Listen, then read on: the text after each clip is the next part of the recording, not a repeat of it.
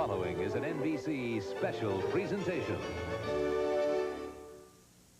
This program deals with devil worship and satanic beliefs. It contains explicit scenes and descriptions of violent crimes and rituals. Because of the program's theme and controversial subject matter, parental discretion should be exercised. You have to give a blood sacrifice to Satan. It's supposed to keep you protected. It's supposed to keep you pure. They said that if you told that the devil would come and kill our parents. It doesn't matter if you believe in Satan. It doesn't matter if you believe in demons. What's important is to know that there are people out there that do, and they're willing to do anything to accomplish their goal. Satanism is more than a hodgepodge of mysticism and fantasy, more than a Halloween motif. It's a violent impulse that preys on the emotionally vulnerable, especially teenagers, often lonely and lost. It basically started out like with the killing of animals. Then there's always the heavy metal music, and drugs don't help. It attracts the angry and the powerless, who often sink into secret lives. They asked me if I had ever thought about killing somebody just to watch them die, and they asked me if I would like to join a satanic cult. Possessed by an obsessive fascination with sex and drugs, and yes, heavy metal rock and roll. Satan's child. Often Satanism seems to be a personal psychodrama, a kind of license for strange, sometimes violent behavior. A bloodbath would be a cleansing and a purification of a planet that has been dirtied and degraded for too long. Sometimes it's just half-baked mumbo-jumbo and scrawled symbols, but other times it goes deeper, deadly. Tommy died as brutally as his mother did, but at his own hands. I loved him dearly, but he also took my wife who I loved. Satanism goes far beyond teenage obsession. Today there are cults that worship the devil, engage in secret ceremonies, believe in ancient, though bizarre theologies, all of it constitutionally protected, as long as no laws are broken. I believe that hate is necessary in a controlled way just as much as love is necessary. The other face of adult Satanism is violent and fiendish, centered on sexual ritual and torture, frequently descending into the vilest crime of all, sexual abuse of children. He has drawn pictures of a child being sacrificed. He's talked about animal sacrifices. He's disclosed molestation. And what of their own children? Some are born into satanic cults and grow up as lifelong members. Others are desperate to flee, but dread the penalty of grotesque death. They're going to catch me, it don't matter. I could run and run and run. They're always going to catch me because they're all over. And beyond the mayhem and monsters, it's said that a nationwide network of satanic criminals exists. Start with the warped and wicked Charles Manson. It's everything that human beings don't understand. It's all their fears. It's what they're not sure of. You dig what I'm saying? Satan to me would be God. Or the demented son of Sam killer David Berkowitz. These and others, purportedly linked to the devil worship underground. Here's Satan. Here's Satan. Yes, Satan. It's all over the United States and probably all over the world because it's just something that people are experimenting with now. Impossible to measure, easy to doubt. The very mention of it invites ridicule. Come out. No, I won't let her go. No. Often the choice is to avoid confronting it, ignore it, find other explanations, or laugh it off. That is not the choice we have made tonight. We have chosen to ask why. Via satellite, we'll be asking the youngest person on Oklahoma's death row, just 17 when he killed in the name of Satan, why he murdered his own parents. And to Southern California, where we will ask the parents of children in the notorious McMartin preschool why they claim their kids were satanically abused. And to London, where rock star Ozzy Osbourne will tell us why he feels he and heavy metal music are getting a bum rap. And to the state penitentiary in Angola, Louisiana, to ask convicted killer Charles Gervais why he thought the devil would award him 10,000 souls. The Investigative News Group presents the Geraldo Rivera Special. Devil Worship. Exposing Satan's underground.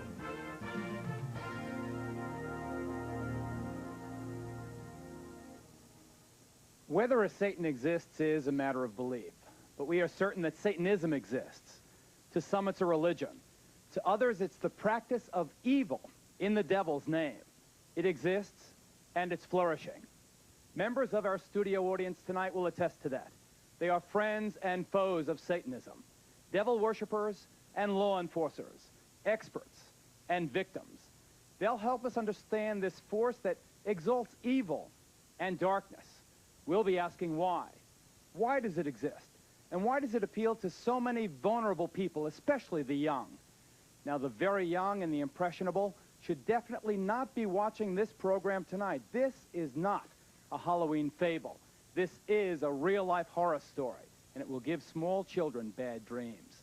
As for teenagers and their parents, we hope you are watching, because it's teenagers who are most likely to fall under the spell of this jumble of dark, violent emotions called Satanism, and in some cases, to be driven into committing terrible deeds.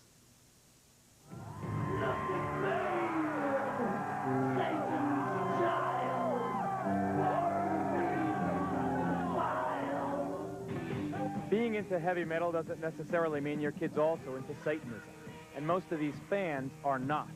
But there is an undeniable connection between obsession with the really hard stuff and the occult. This stone pony from Kansas City is named Spike. The upside down cross is a symbol of Satan. Ozzy is the rock and roll king, and most acid rock is involved with Satanism. Let him who hath understanding reckon the number of the beast.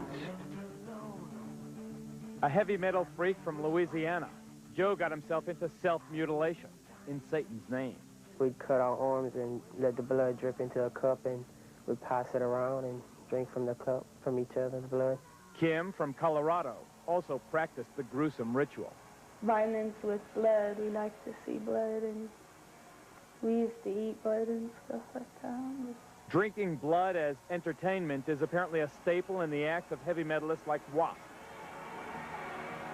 My life became centered not only around the marijuana I was smoking and the booze I was drinking, but it became centered around Satan.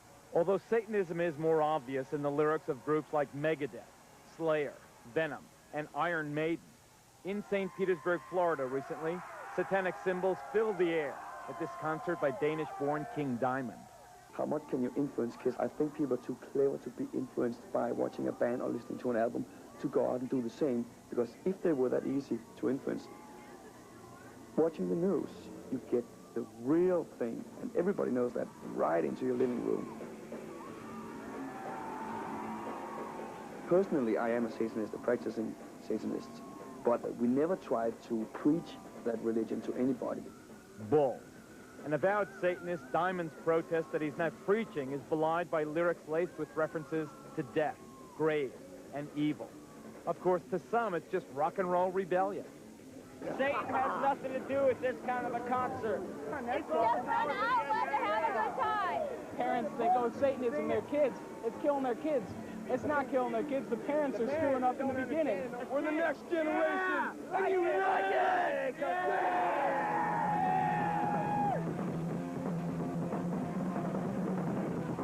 Whatever the connection, there is no doubt that teenage satanic activity in this country is increasing dramatically. In Bayou country in southwest Louisiana, one persistent problem has been grave robbing. So what do they take out of these tombs? They take out the bones, okay, especially on the older type grave sites as this, because our understanding is that the right little finger has something to do with their culture, and they make a necklace out of them and they wear them. A necklace out of the right The knuckle? right knuckle. And the graffiti is no longer John Loves Mary. Death chamber, the point of no return, this says. As you walk into the main vault, is the devil's pentagram, 666, the sign of the devil. Over here, a bloody skull and crossbones. In Maine, a dozen churches were defaced with satanic symbols. In California, New Jersey, Alabama, and elsewhere, police have found inverted crosses and the remains of mutilated animals. But by far the most frightening of all are the reports of teenagers killing other kids in Satan's name. Item, Douglas County, Georgia. I'm sorry for you, young lady, and I sentence you to a term of life in prison. I'm sorry for you, and I wish you good luck. Remove her from the courtroom, Mr. Sheriff. 17-year-old Melissa Ernest and two other teenage members of her coven admitted drinking her 15-year-old victim's blood, then dancing around her still warm body. Now listen to this report from a small town in Maine. Yesterday's conviction of Scott Waterhouse for the murder of 12-year-old Giselle Cody may finally bring an end to talk of a satanic cult in the town. Item, Long Island, New York. Police arrest 17-year-old Ricky Casso for the ritual murder of 15-year-old Gary Lowers. Casso gouged out his victim's eyes. As we've seen, the level of violence in these crimes committed in Satan's name is often appalling and savage, brutal enough to shock even hardened police officers. Detective Paul Hart thought he had seen everything. Then this veteran New Jersey officer saw how a suburban teenager murdered and mutilated his own mother. I believe that evil will once again rise and conquer the love of God. If this pact is to your approval, sign below. Just barely 14 years old, Tommy Sullivan had written this contract with the devil before he butchered his mother with his Boy Scout knife. The murder took place in the basement of the Sullivan family home. As we came down here, we found Mrs. Sullivan laying on the floor just about in this area here. Describe the condition of the body. It appeared that her throat had been cut and a good portion of her face had literally been slashed away. Tommy died as brutally as his mother did, but at his own hands. What did Tommy then manage to do to himself? What wounds did he inflict on himself to kill himself? His first self-inflicted wounds were a series of wounds to his wrists. Three, if I remember correctly, deep enough to actually sever the arteries and the tendons in his arm, enough to snap back his wrist. And after doing that, he literally slit his throat from ear to ear with this 3.5-inch knife from the windpipe all the way back to the spinal column, and to the point of almost taking his head off. Understandably unable to live with the gruesome memories in their family, Tommy's father and younger brother have moved out of state. Do you think you can ever find it in your heart to forgive your son? I don't know. I loved him dearly. But he also took my wife, who I loved. How could this happen here? To a nice boy from a good Catholic school and a fine middle-class family. Sure, he was obsessed by the symbols. This is what his room looked like on the night of the murder and suicide. But heavy metal is not answer enough. You're a veteran of Vietnam. Had you ever seen anything that brutal? Certainly in an area like this, in a town like this, in a neighborhood like this, you don't expect to see that type of violence. And it was brutal. It was brutal, and there's few of us that will forget that. Nor do you forget these drawings Tommy made just before he killed himself. But you continue to search for the reasons. What made Tommy? What made the others do it?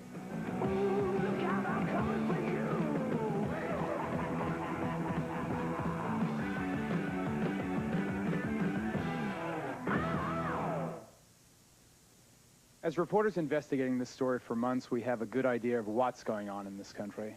Our big question tonight is why.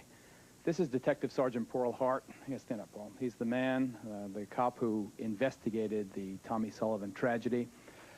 I've never heard of wounds that ferocious, and the pictures are even more appalling. Pictures that we did not show here. Do you think, you're not a theologian, you're a cop, do you think that Tommy was possessed?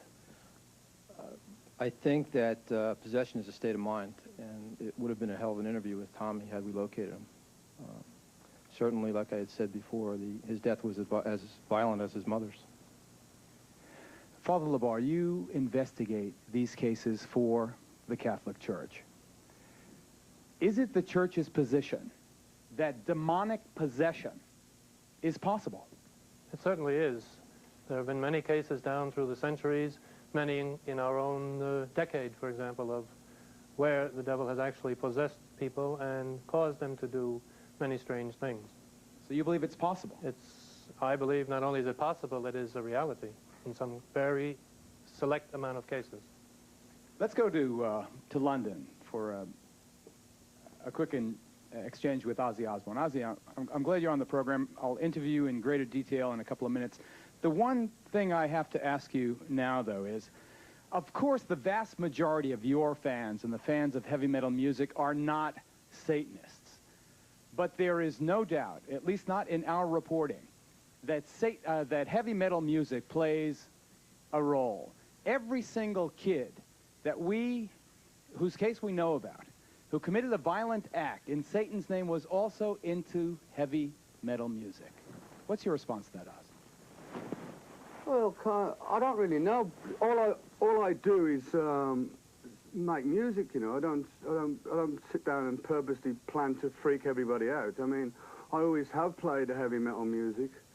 I suppose when I was younger and I started writing songs, my world was kind of dark and dingy. You know, I came from a working class family who had nothing, no dough, no prospect of ever having much money, and so that's how I saw the world as a child. And so, not all my songs are about Satanism. Of course not. In fact, if you stand by, Ozzy, because I want to get to Sean Sellers, who's the youngest kid ever to go on death row in Oklahoma. Sean is a kid who murdered his mother, murdered his stepfather, murdered a convenience store clerk. What did Satanism have to do with it, Sean? What did Satan, do you feel, have to do with, first, your murder of that convenience store clerk? Satanism was, well, the murder was because it was a, how do I say this so that you can understand it? It was a sacrifice to prove allegiance to Satan, to prove my hatred towards society and everything. Well, hatred towards society is one thing, Sean, but how does Satan make you commit murder? Yeah, but Geraldo, Sean, in that particular situation, Sean Sellers...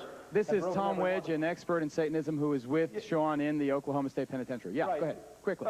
Sean had broken every one of the 10 commandments except thou shalt not commit murder. And after he worshiped before the altar and asked for powers from Satan, he went out to do this. Technically, it was a human sacrifice. Okay, I got to move on. You guys stand by. We'll get back to you. Stay with us, ladies and gentlemen. We're going to get into the mind of another all-American boy who came under the influence of Satanism and took part in a crime without passion or motive. He and his pals beat another classmate to death. We'll be right back.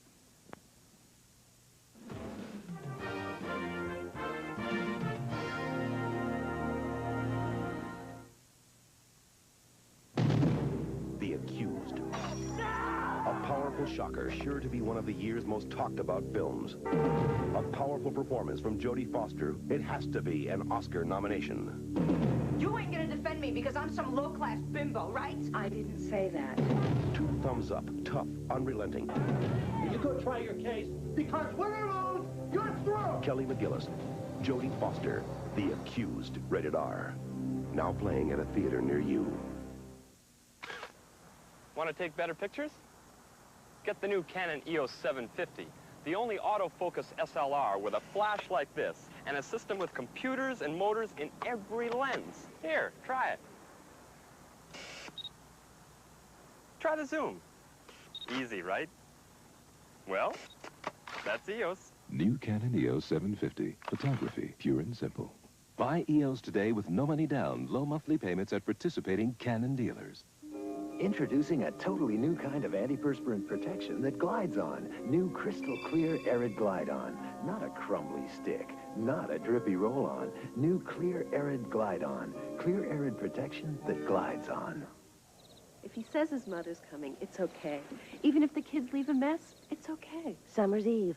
More than a little fresher, more than a little cleaner. More like yourself. Now, if he tells me there's another woman, that's not okay. Summer's Eve.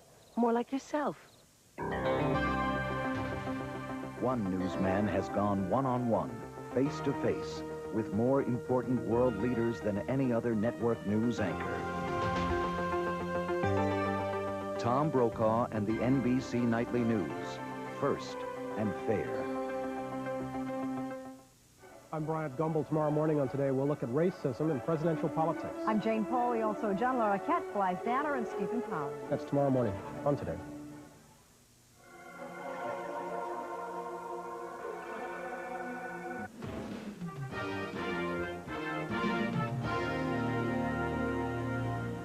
As you may have heard, we faced a much publicized dilemma in putting this program together. Many of the things about Satanism are offensive, and putting on an offensive television show was not our aim, so the most gruesome scenes have been left out.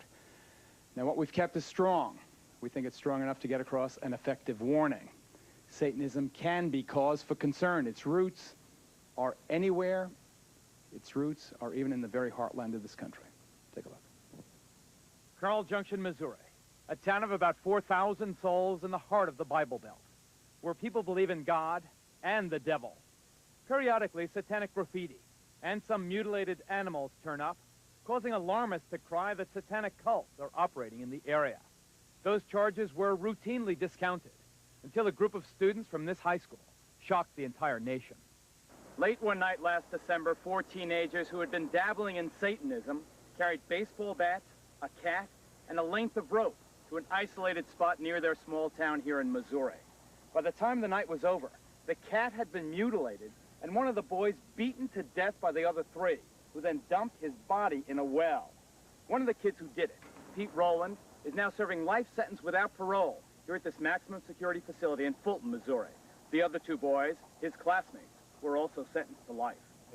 Here in the first interview since the murder, Pete Rowland talks about the satanic elements of the crime. What was it about Satanism that attracted you? Power. Just, you know, with power comes money, comes girls, just the feeling of people looking up to you, popularity. You're a good-looking guy, smart. Wouldn't you have those things anyway? It just seemed easier through the devil. The devil was the spur for this murder, which Pete confessed on this never-before-seen police videotape. Yes. Go ahead and show us what you did. Okay. And I got over right through here, and I grabbed over the hand, and I pulled him through to right here. We told the victim, and he was still moaning a little bit and going, like, kind of like that. Right this bat here, Pete. Okay, this is the bat that I screwed. This is the 3rd bat. Quite a bit of blood and hair on this thing. You can see a lot of hair on the end of it. Who all hit him? Me, myself, Jim Hardy, and Ron Clement. It basically started out like with the killing of animals. Then there's always the heavy metal music, and drugs don't help. Sometimes I didn't feel like I was the master of my own body. Like something else kind of took over with inside of my mind. What took over? Just the violence, the devil, lust and greed for drugs, for money. Pete gradually withdrew from family life. That is probably one of the main things I noticed. He even got to where he avoided eating meals with us. He listened to the music, heavy metal music, every opportunity. Another example of the link between heavy metal and teenage satanic crime. Describe what this music did to you. It's kind of like in the way of when we killed animals, it was just like, it would just go, things would go through my mind, and I could see the thoughts, I could see me hurting someone, you know, torturing people, and just along with the words too. Some of it was just all hail Satan and ripping apart, severing flesh, gouging eyes, things like that, you know. And after you listen to this, you know, 3 or 4 hours a day, every day for, you know, years or months, and it can get to you. Why did you choose this guy as your victim? Why Steve? Just because he was a human. Just because we could deceive him easy. The boy deceived was 19-year-old Stephen Newberry, who then took the first of some 70 blows as his classmates swung their baseball bats. I kind of looked down and I heard a pop, and I knew what it was. And I looked up, and Steve's eyes were real big, you know. And he just said, you know, why me? Why me? And he just looked like he was really sad. And someone said, because it's fun, Steve. And then we just all just like vultures, you know. I mean, we just went in. It happened, you know. You hit him? Yes. In the head? Yes. How many times? A lot. And I look at my hands sometimes and I think, you know, are these the hands that killed him? And I mean, I know they are, but it just doesn't seem like it, you know. I don't want, you know, I would never want to kill anybody again. I mean, right after we did what we did, I felt real empty inside. I felt like I could never love again, you know. I felt like a zombie. The devil double-crossed you? Yes. It just leads to your own destruction. How do you know that now? Look where I'm at, you know, look at my sentence. I mean, I'm in jail with life without parole. I feel very guilty that I didn't pay attention, that I didn't. There were some things that I saw that I feel like I should have paid attention to. I saw the album covers, and they're hideous. I just assumed that if they sell it, it's got to be okay. I saw satanic symbols on his bookwork, and I had spoken to him about it. Didn't mean anything, you know. I assumed it was a passing phase. I had my things when I was that age. I assumed that he had his. I assumed wrong. And I would advise anybody, if they see anything like that, to look into it. Don't ignore it. It doesn't pass. It's just something I'll never get over, ever. Parents, heed the advice of Pete Rowland's mom. Pay attention. Satanism is not a harmless fad or a passing phase in some of these kids' lives. Ozzy? Yeah? I know that your lyrics are less excessive than groups like Slayer or Venom or Iron Maiden or some of the others, but still, for some reason, maybe it's because you've been around for so long, I see tattoos of your name on some of these you know, teenage devil worshippers' arms. Wherever I see devil graffiti and satanic graffiti, I see your name also. Do you feel a sense of responsibility, Oz? The only responsibility I feel is the fact that I'm a true musician of what I play. I don't want to make anybody start doing all this devil worship crap, because that's not my intention. Although I have sang on a few songs about the devil, you know, that's about it. You know, I don't want anyone to harm themselves. What about the issue of responsibility? What about the whole thing about guilt? Do you feel responsible? I don't feel guilty. I feel kind of persecuted by everybody, because I'm not a bad guy. My intentions are not to harm anyone. In fact, it's directly the opposite. Like when people come to my concerts, I want them to have a good, fun evening out, you know. And it seems to me that a lot of people judge the book by the cover more. So they write things about me, or they don't even know what they're talking about, you know. Well, there are lots of people out there, lots of people here in our studio audience who have a very different point of view. We'll get to them coming up next. A look into the dark soul of Satanism. Stay with us.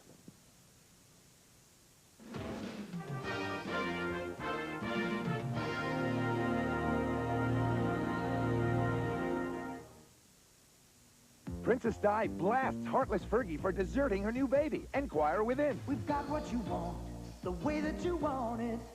Inquire within. TV's Designing Women star Delta Burke warned, lose weight or be fired. Inquire within. Top secret Dallas photos of JR in prison. 19 million people read us for a tip or a grin. 'Cause we've got what you want, the way that you want it. Inquire within. Highlight your life with your own shining light. Highlight your hair with what's naturally there. Elsa. There and there, natural highlights. Halsa highlights. Yours with Halsa Swedish Botanical Shampoo. Marigold for blondes, ginger root for redheads, walnut leaves for brunettes. Highlight your life. Bring out your own natural highlights with Halsa shampoos and conditioners. Elsa. There and there. Tattinger's is his restaurant in New York. A city of art, culture... Crime, crooks, pimps, thieves. Caviar. Fine restaurants. People in distress, women in distress. And he is always there to help. I'm always there to help. That's why I divorced him. Hey, there's more to life than money. And there's more to Tattinger's than you'd ever believe. The romantic adventure with a touch of class. Tattinger's premieres Wednesday. Satan means whatever I'm looking at, whatever I want it to mean. It's on my forehead. It's me if I can get up on that highway. If it's me trying to save my air, my water, my trees, my wildlife. It's me on that cameraman. The Geraldo Rivera Special, Devil Worship, will continue. Action Friday starts with Sonny Smooth. Look out, look out, look out! He's arrested for murder, saves a blind girl, gets shot by a nun, and delivers a pizza? Hero, pizza time! Ow. Then, an insane killer stalks a helpless child.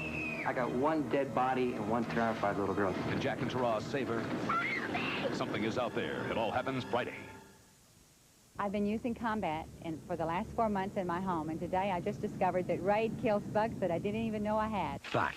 Raid Fumigator kills roaches Combat Discs leave behind. Combat can't find the roaches, but the Fumigator can. Fact. Raid Fumigator penetrates where Combat can't. I was very surprised to find that many dead roaches. Fact. Raid kills more roaches in 3 hours than Combat does in 3 weeks. The facts prove Raid Fumigator outkills Combat. If anybody's going to use anything, they should use Raid Fumigator.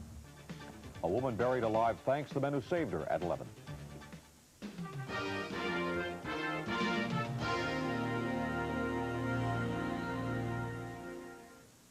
Once again, a warning about some tough language and descriptions in a report that we'll have for you in just a moment. Let me introduce you first, though, to Zena LeVay.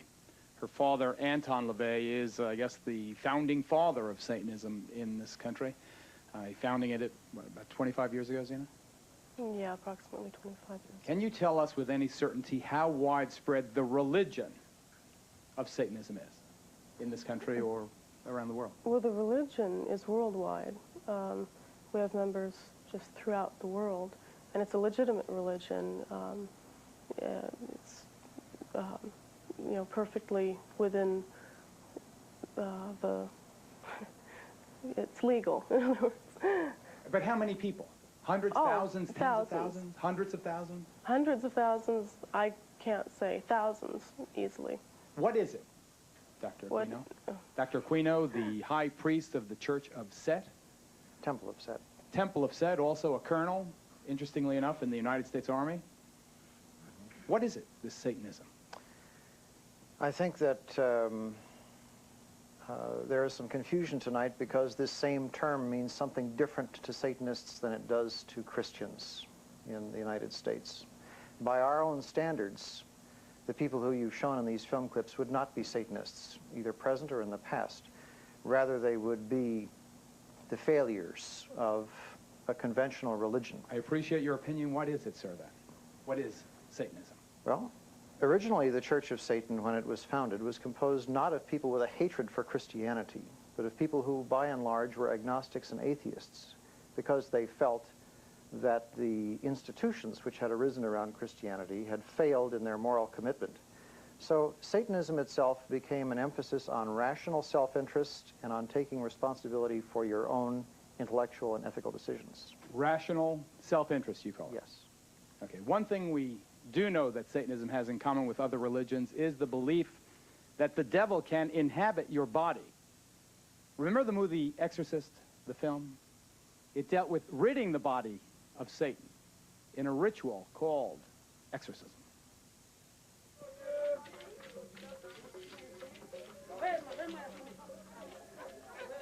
As we discovered in the heart of the Haitian section of Brooklyn, New York, exorcism is more than just a scene in a movie. It's a common aspect of some people's religious beliefs. Operating out of the back room of this religious curio shop, a voodoo priest regularly performs exorcisms. This one on a woman whose persistent stomach pains were thought to be caused by the devil inside her. I know you've been possessed by the devil for so many years. He been bother you. But today you come to me, and I'm going to let him know he cannot bother you again. With the help of several assistants, and accompanied by throbbing traditional music, the priest's incantations built to a crescendo. Then, in a moment of almost sexual release, the devil was purged from the patient. That you can infect, that you can take all the malady, all the sickness away from you. Yeah. In every way, Southern California is a very long way from the heart of Brooklyn. But at the church of a preacher named Roy Masters, exorcisms of the devil appear just as sincere, far out, and dramatic. With a background in show business rather than theology, Masters claims the members of his congregation react so profoundly to the laying on of the cross because they feel and fear themselves possessed by the devil. Come out. No. I won't let her go. No. Devil worship is as old as religion itself. It's the grim alternative, the flip side of life. Evil over good, dark over light, Satan over God himself. Come forth and bestow these blessings of hell upon us. Forced underground by the religious hysteria of the Middle Ages, Satanism was resurrected, first by an Englishman named Aleister Crowley in the early 20th century. It entered its modern era in this country just about 25 years ago, under the theatrical guidance of Anton LaVey, California-based high priest of present-day devil worship. LaVey founded the Church of Satan. Now, despite its preachings of evil and hate, the church and its offshoots are constitutionally protected religions. I believe that hate is necessary in a controlled way just as much as love is necessary. LaVey penned the best-selling Satanic Bible. It's the handbook of devil worshippers everywhere. And for a time, he was considered chic enough to attract the attention of Hollywood. After working together on a film, LaVey made Sammy Davis Jr. an honorary member, while the late Jane Mansfield was for a time among LaVey's most passionate followers.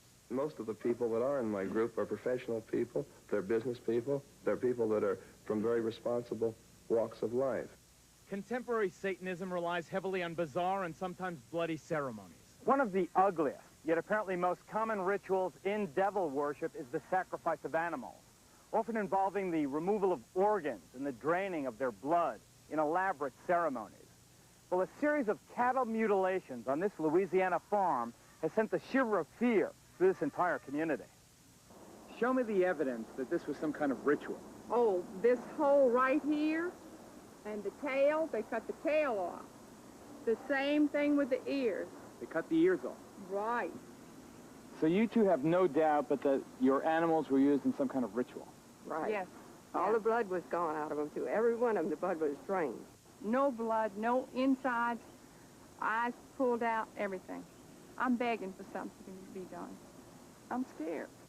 In response to the animal mutilations and other mysterious and unsolved crimes in this area, the local fundamentalist church held an extraordinary service. There's been a lot of questions about, are there any witchcraft, occultism, Satan worshipers in the area? And the answer is obviously yes. The only way to deal with Satan, which is spirit, is by way of spirit.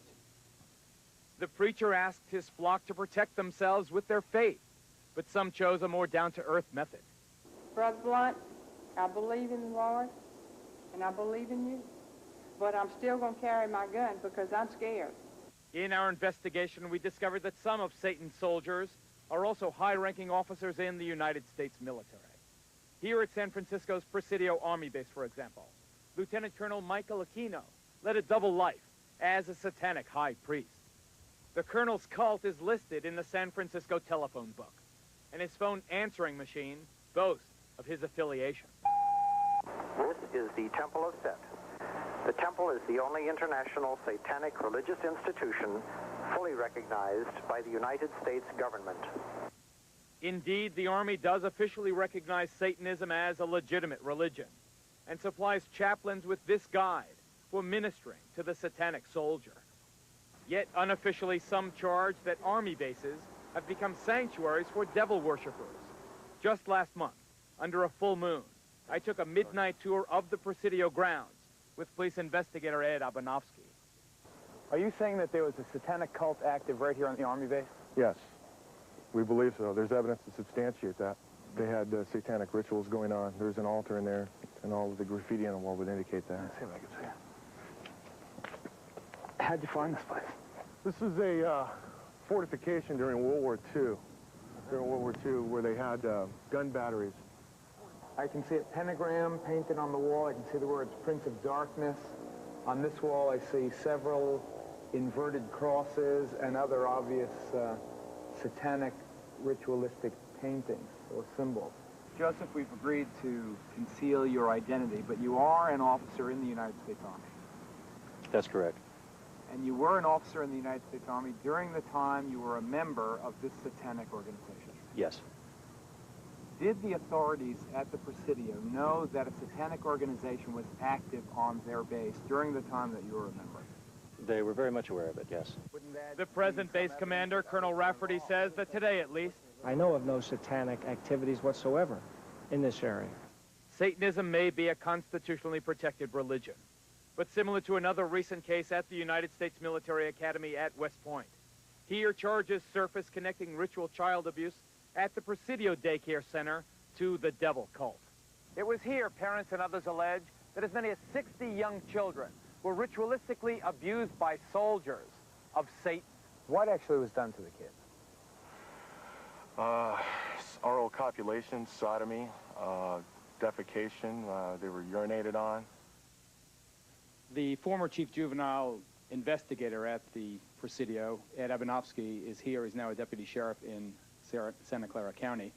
Colonel Aquino, we note, sir, for the record, that you were originally implicated in the dreadful charges of child abuse. We note also that no charges were ever brought against you, and presumably you have been cleared. Would you like to comment on why those charges were brought against you? Well, the entire time that the so-called child molestation scandal was occurring at the Presidio, the time period when these terrible events were supposedly taking place, I was assigned to the National Defense University in Washington, D.C., and my wife was out there living with me. But is it not a fact that a 3.5-year-old girl identified you as the alleged perpetrator of molestation? No, as a matter of fact, it is not the case. An accusation was made by her stepfather, who was an Army chaplain, speaking on behalf of this child. In her original interview with the FBI, she denied ever being molested. Well, I've seen the... you are innocent until proven guilty. You were never charged in this case. I don't want to belabor the point. I have seen, however, the affidavits for the search warrant of your home, and they indicate the child is speaking to the authorities, not her father. This was after she had been subjected to therapy. Let's say you are innocent of that. You are no longer at the Presidio. You are now in St. Louis, but you are still a serving officer or colonel in the United States Army. Do you feel it is inconsistent with a high-ranking officer pledged, sworn, to uphold the Constitution of the United States that you are also a practicing Satanist? Not in the least. The Army has known of my religion for the last 20 years. There has never been a problem with it, any more than there's a problem with other members of minority religions. But let me read from the Satanic Bible. Quote, this is the number one, I guess, commandment. Death to the weakling, wealth to the strong. How can you believe this and still uphold the Constitution of the United States? Death to the weakling? Well, for one thing, what you're looking at there is a highly polemical book that was never meant to be taken literally in all of its commandments. Father. Yes, and I'm aware of that, and I'm also saying that members of the Church of Satan understood that much of this book was in the form of a polemic. It was a statement that was dramatically made, but was not intended to be taken literally in all its respects. So we should not take this book literally? Correct.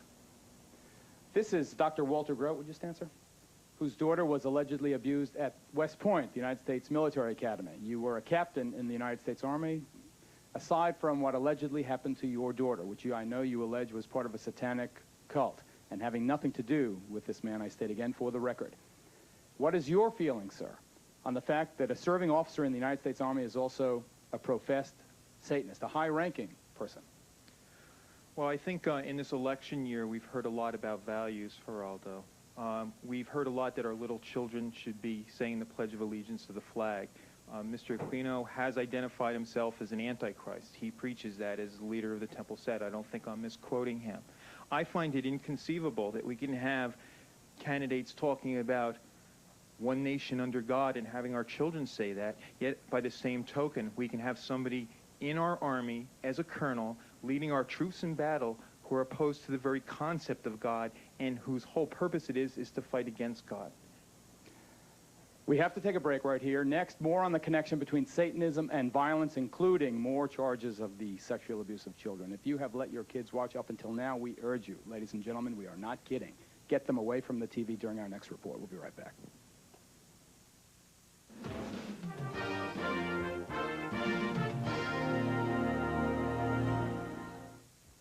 Some people would kill to get on the radio.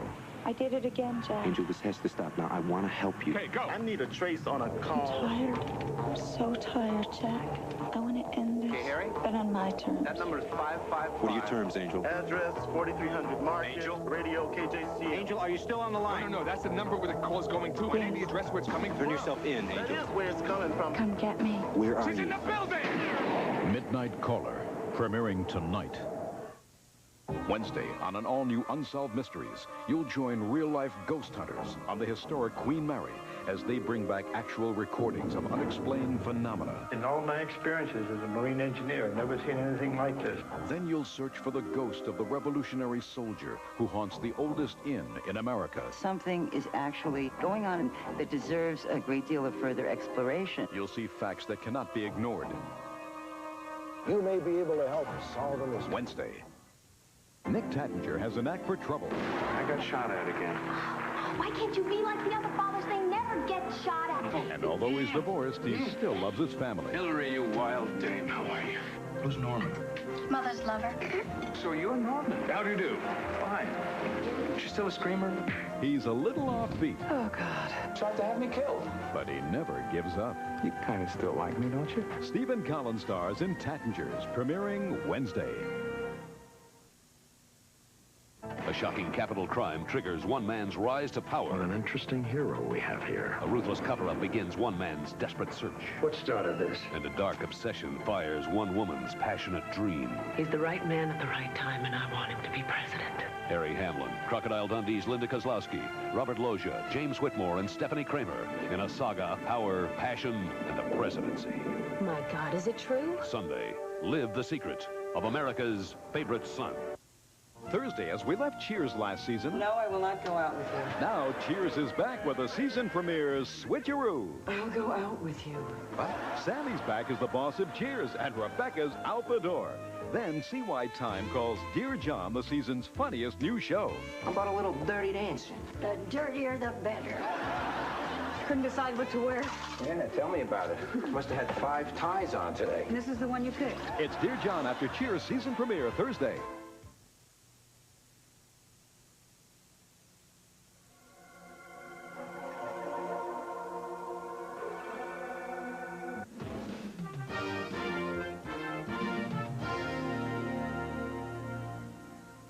Once again, parents, we urge you to heed our strongest warning about this next report on the abuse of children, the alleged abuse of children, because if the point of devil worship is evil, what could be more evil than this?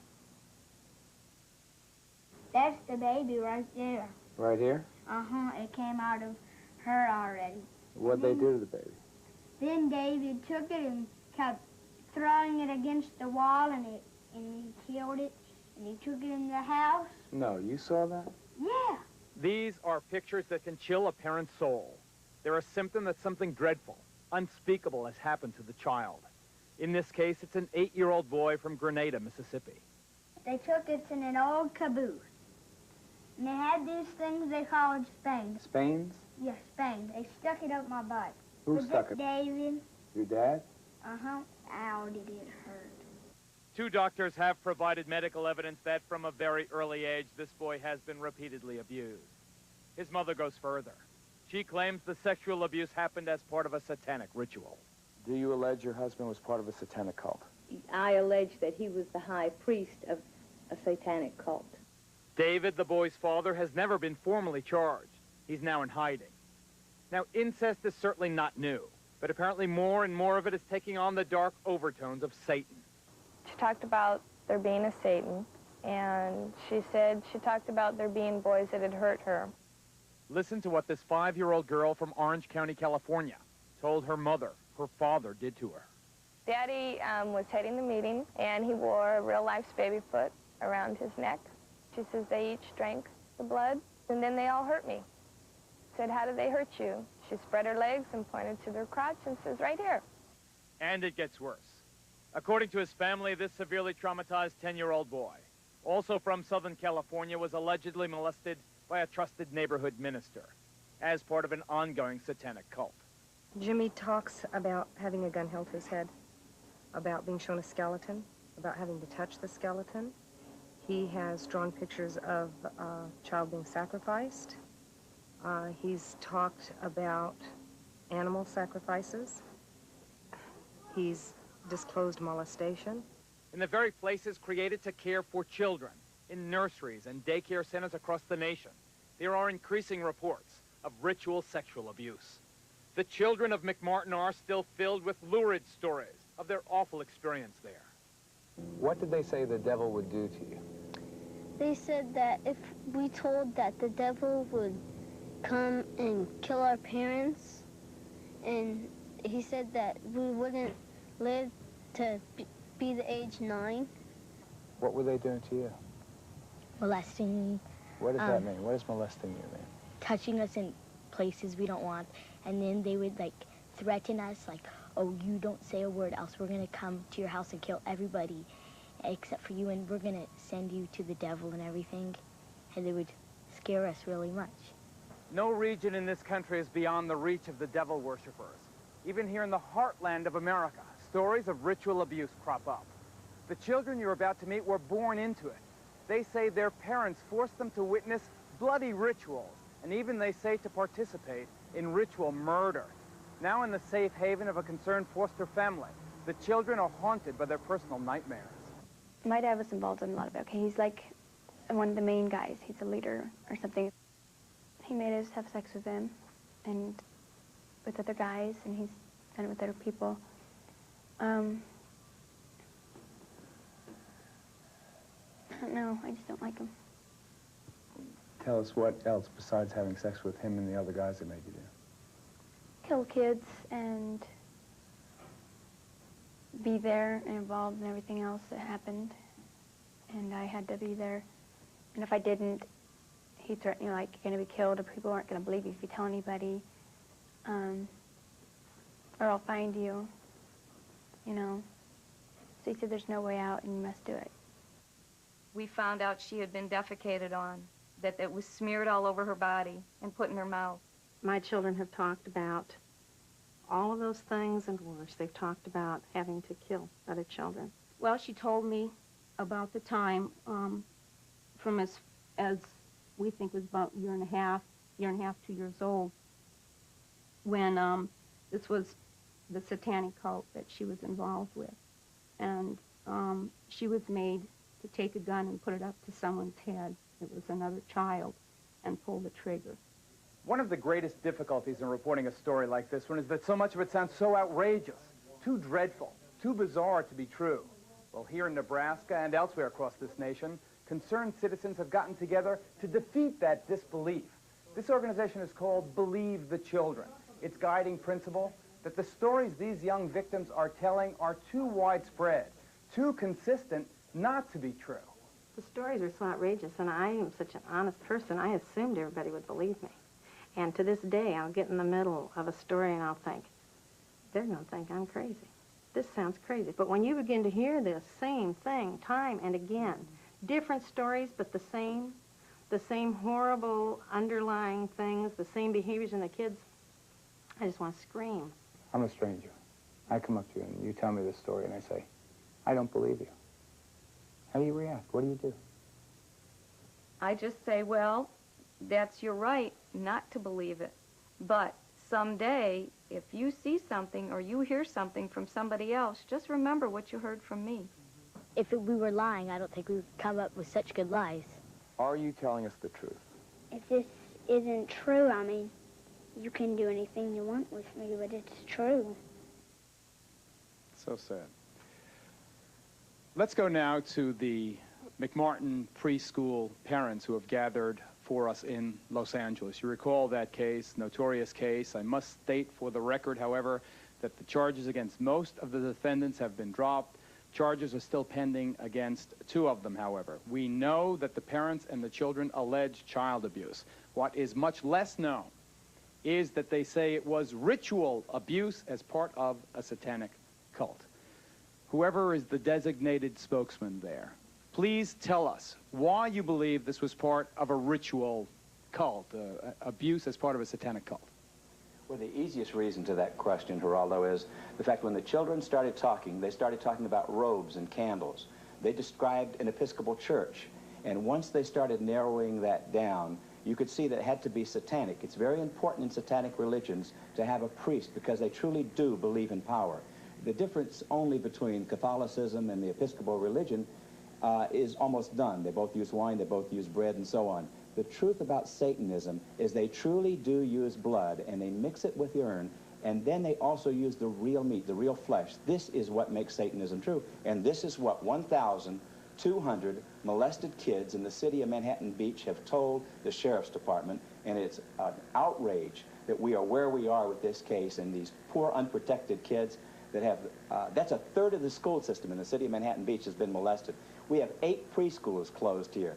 This is the child molestation capital of the world. We have more preschools closed in this city than any city this side of Detroit, and I'm not picking on Detroit. You may have heard of a case here in New York recently where last year, actually, a little 6-year-old girl called Lisa Steinberg was murdered, allegedly by her own step-parents. Well, that trial for the murder of that little girl opened here in New York today. There were some shocking developments. The defense attorney stated that in some way the parents, or at least one of them, was a member of a satanic cult. That just today here in New York. We're joined now by Maury Terry, author of The Ultimate Evil. He has been studying this and other satanic cases. Why do you believe the satanic cult had something to do with this case of Lisa Steinberg? Well, in the first instance, Geraldo, the police removed demonology books from the Steinberg and Nussbaum apartment in New York. In the second place, I have seen writings done by Hedda Nussbaum, the adoptive mother of Lisa, if you will, in which she admitted that she was involved with a cult on Long Island that practiced rituals and conducted pornography and were involved in child pornography. What's this? Here is Hedda's diary. This is her own diary? Hedda's appointment book diary from 1983. You can expect to be subpoenaed after this, right? Yes. And in it you can see here that Hedda was calling deprogrammers, cult deprogrammers, back in the fall of 1983 in order to try to get herself out of this group in Long Island that she had gotten involved with. You have a sketch drawn by Lisa? We found in the Steinberg apartment a sketch drawn by Lisa in her own hand. Look at it, ladies and gentlemen. That's drawn by Lisa Steinberg with the satanic pentagram on it and with the descending crescent moon above it. This, I was told, confirmed by a principal involved in the case, that this was the costume that Lisa wore at the rituals on Long Island, and that the costume scared her. I was also told by a principal involved in the case that they put makeup on Lisa in order to make her look more like an adult, and she hated wearing the makeup. The prosecution is trying to present this case as a simple homicide. What I'm saying to you here now is that there is a lot more evidence in this case. The case goes much deeper than is being portrayed as going, and this evidence that we're revealing here tonight should certainly graphically illustrate that fact. We'll be right back, folks.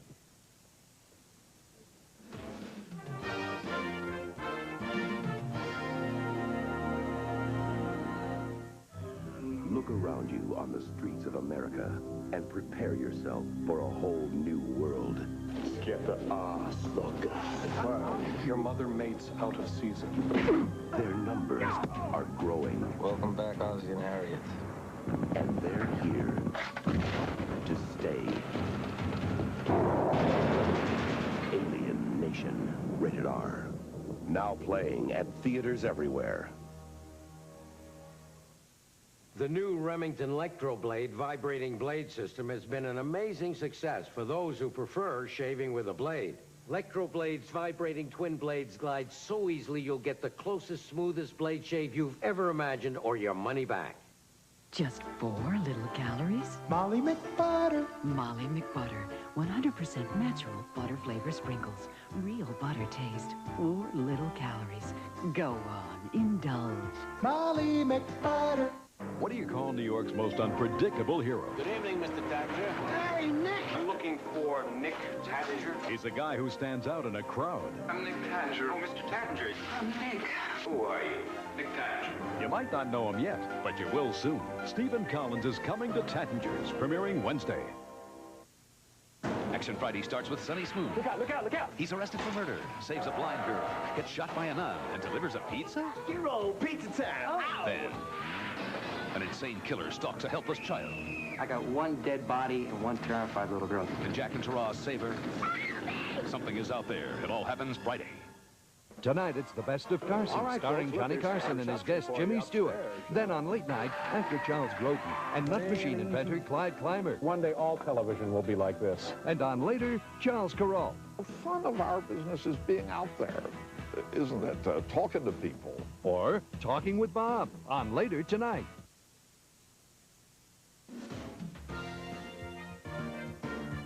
Berkowitz, Lucas, Ramirez, and Manson are the all-stars in the halls of infamy. But the vast majority of these ritual murders are not the work of the celebrated psychopaths.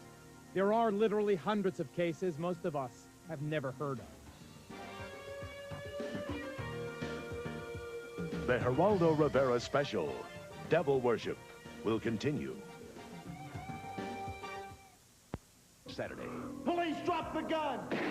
the explosive season premiere of Hunter. Shot both victims with a .22 caliber handgun.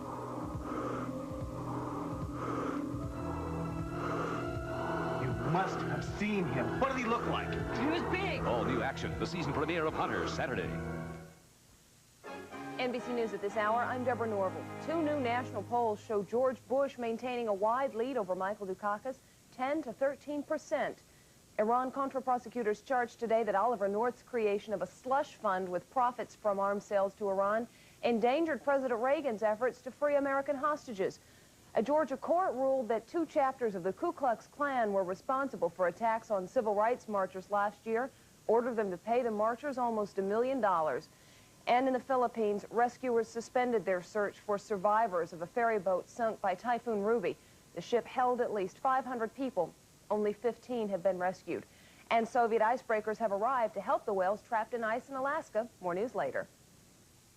Boy, Jonathan is really growing. Tell me about it. Nothing fits anymore. Oh, yeah, and if you want brand names, it gets so expensive. Not so bad. Oh, yeah? Yeah. I go to TSS. It's great for the kids. Great for everything. With 40% off our entire stock of exquisite form bras and girdles from just $4.50, and 30% off career dressing with names like Kenneth II, Ship and Chore, Don Kenny, Sarnay, and more. People know TSS for brand names and value. It's the talk of the town. TSS. That's good to know. Peterson, Putney, and Pendarkey had a pickle plant in Patterson. As production progressed, they called their packing plant in Peapack repeatedly. And bone course peaked while profits plunged. So the picklers called New Jersey Bell. They put in a watch line from the plant, plus an 800 number for pickle purchases. And bone course plunged while profits peaked. So if you want to save plenty, call us, and we'll help you out of your pickle. New Jersey Bell, a Bell Atlantic company. We're more than just talk. Star witness in Meyerson trial admits she lied under oath at 11. As a reminder, this program deals with devil worship and satanic beliefs. It contains explicit scenes and descriptions of violent crimes and rituals. Because of the program's theme and controversial subject matter, parental discretion should be exercised. The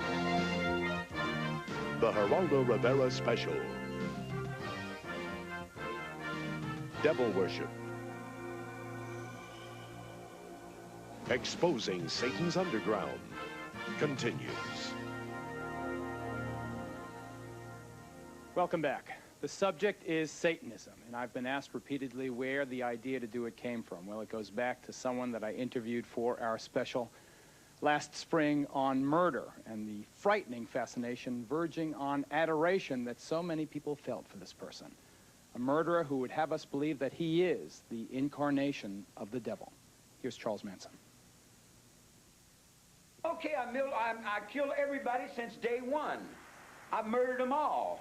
I'm God and I've killed everybody. Or the devil. Or the devil, yeah, you could use the word devil or demons or whatever you want to call it. Mostly the devil in your world, eh? Well, okay, I'll play. There's no game I can't play. There's no game I haven't played. You are the devil. Okay, I'll be the devil then.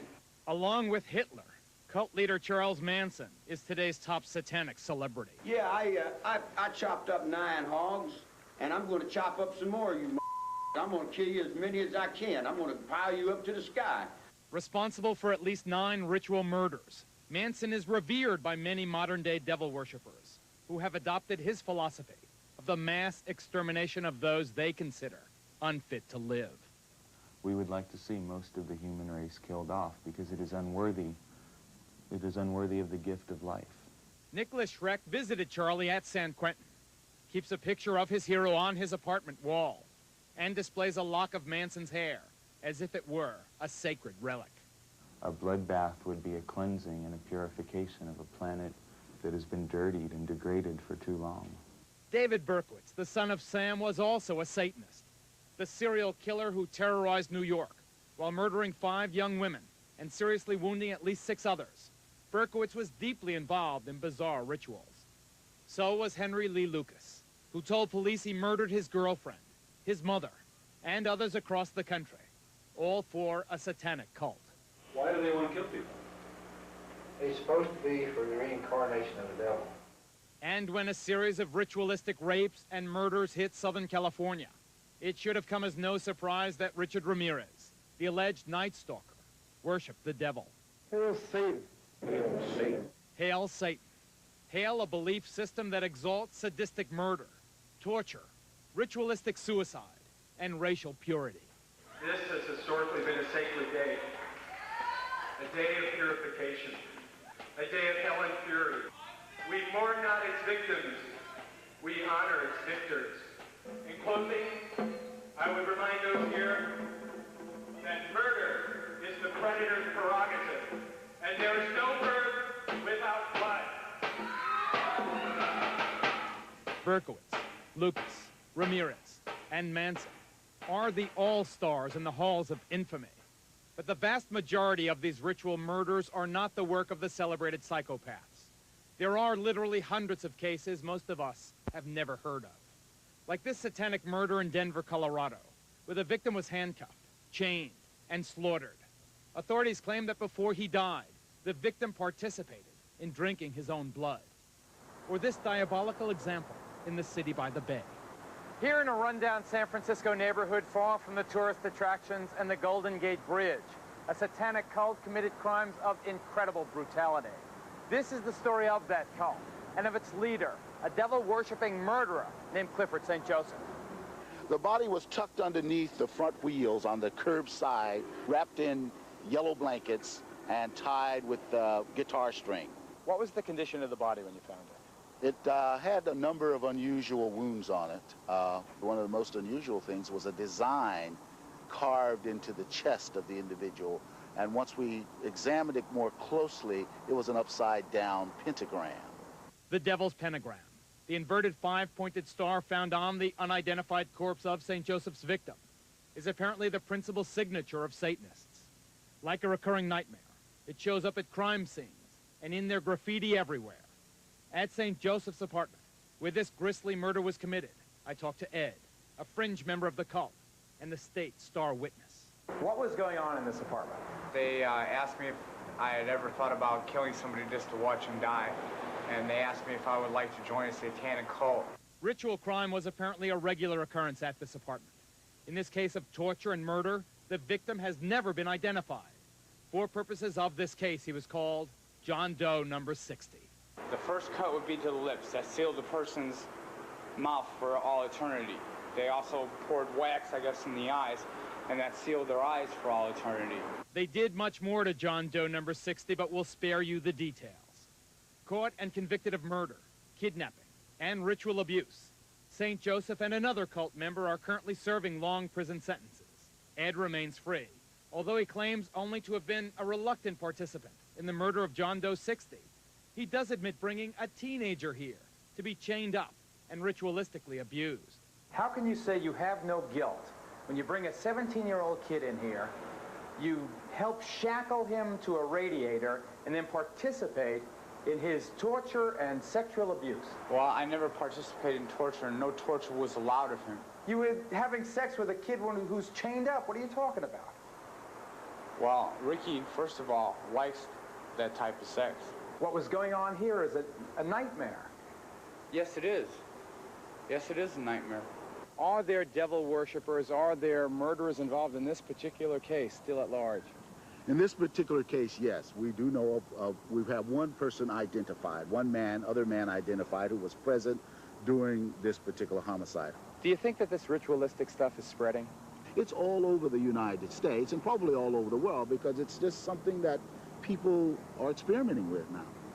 Satan means whatever I'm looking at, whatever I want it to mean. It's on my forehead. It's me if I can get up on that highway. It's everything that human beings don't understand. It's all their fears. It's what they're not sure of. You dig what I'm saying? Satan to me would be God. That man is so repugnant. All of these satanic murderers are. The acts that they have been convicted of committing are so horrible that the question could fairly be raised again, why are we doing this broadcast? We are doing it, ladies and gentlemen, because it's our feeling that these cases are too often overlooked, too often underreported. We think that there is a widespread problem here that you deserve, that you need to know about. Joining us right now via satellite, we have another convicted satanic murderer. His name is Charles Gervais. He is currently serving a life sentence in Angola Penitentiary in Louisiana. Mr. Gervais, why, in Satan's name, did you hammer and strangle to death an innocent person? Did you really think, sir, that they were going to give you 10,000 souls, this devil? Well, Geraldo, I can't talk about my case. Get to the point about Satanism, Charlie. Okay. There's a lot of confusion in it, and it's mostly people that really don't understand. Listen, what about this 10,000 souls, Buster? That's what I want to know about. Well, that's what I've got into Satanism for. Why? Why? Because it possessed power. Where were you going to get this power? Where were you going to use this power? In hell. In hell. You're going to kill a person on earth to get the power of 10,000 souls in hell? Are you sick? No. Why aren't you condemned to die? Why aren't I? Yeah. Did you use Satanism as a defense? Yes. Ted Gunderson, FBI veteran, former head of the regional office in Los Angeles. Is there a network of these satanic murderers in this country, do you allege? I cannot say that there's a network of satanic murderers. I can say that based on information furnished to me by confidential sources and informants, based on interviews with dozens of survivors from the satanic operations through the years, satanic beliefs, etc., I can say that there is a network of these people across the country who are very active. They have their own rest and relaxation farm.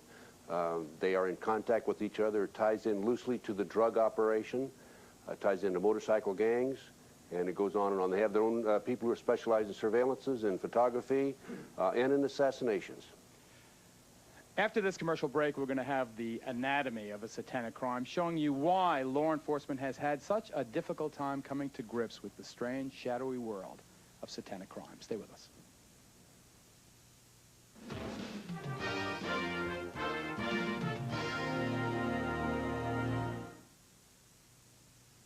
From John Carpenter. They control what you see. We have been lulled into a trance. They decide what you hear. Wake up! They're all about you, all around you. You think they're people, just like you. What do these things want, and why are they here? You're wrong. Dead wrong. John Carpenter's They Live. Rated R. Starts Friday, November 4th at theaters everywhere. Lean pockets, fit with your style. Hot numbers like these, only 300 calories. Lean pockets, a meal, great taste when you have no time to waste. Get into Lean Pockets. Introducing a totally new kind of antiperspirant protection that glides on. New crystal clear Arid Glide On. Not a crumbly stick, not a drippy roll-on. New clear Arid Glide On. Clear Arid protection that glides on. Tonight, I want to help you. You'll be introduced to Jack Killian. I want to understand. Get in. He's the best cop in the city. If you love your wife, how can you love me too? Just killed 6 guys in the last 9 months. I don't love you. But even the best cop It's too bad, because I loved you. can't be everywhere until now. You want me to do a radio show? We're pleased to introduce you to Jack Killian. If the caller becomes abusive or obscene, you have enough time to cut him off. What if I become abusive or obscene? Is it true what they say about cops and bad? Your Johnny Air. There's never been a beat like this. He just wanted fast food sex. So you don't really sound like my idea of a fun date. Looks like we have a serial killer on our hands. An entire city becomes one man's stakeout. Jack, what do you think you're doing? There's a psycho killer out there on the loose. Please listen carefully. And if you're listening, lady, Jack? you can turn yourself into me anytime. He'll take you from the streets to the air. I did it again. Where are you? The next generation of television drama begins. If you want ratings, I'll give you ratings. She's in the building! With the premiere of Midnight Caller next.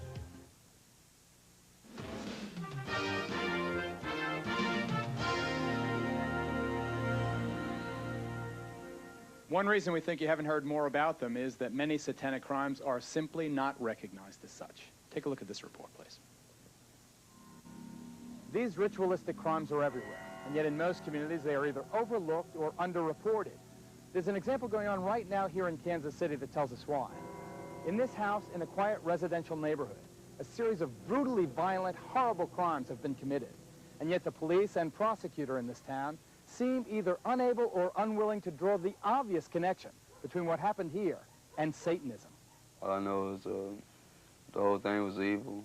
This 22-year-old, call him Jay, escaped from the House of Horrors wearing only a dog collar. For 4 days, he had been ritualistically tortured by a man named Bob Burdella. He took the transformer and hooked it to my genitals and stepped back and took pictures while I'm flopping around. What a sick dog. It seemed to never end, you know.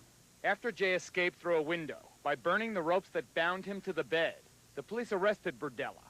When they searched his home, they found over 250 photographs of young men, including Jay, in the process of being tortured, in some cases fatally. Hidden in the walls of the home, they also found a human skull. He had pictures of guys that he had did things to. Kids tied up and with marks on them and things. Apparently, Burdella would pick up young men, usually hustlers like Joe, many of them runaways who cluster in Kansas City Strip. I need $25. For a small amount of money, these kids go anywhere to do anything with anyone. Unfortunately, some went home with Burdella, whose involvement with devil worship was easily apparent. There was, for example, a satanic symbol on the outside wall of his house. His business card seemed straight from hell, and he ran this macabre shop of horrors, possibly stocking it with his own unique hobby. By agreement with the district attorney, Burdella was allowed to plead to 1 count of murder.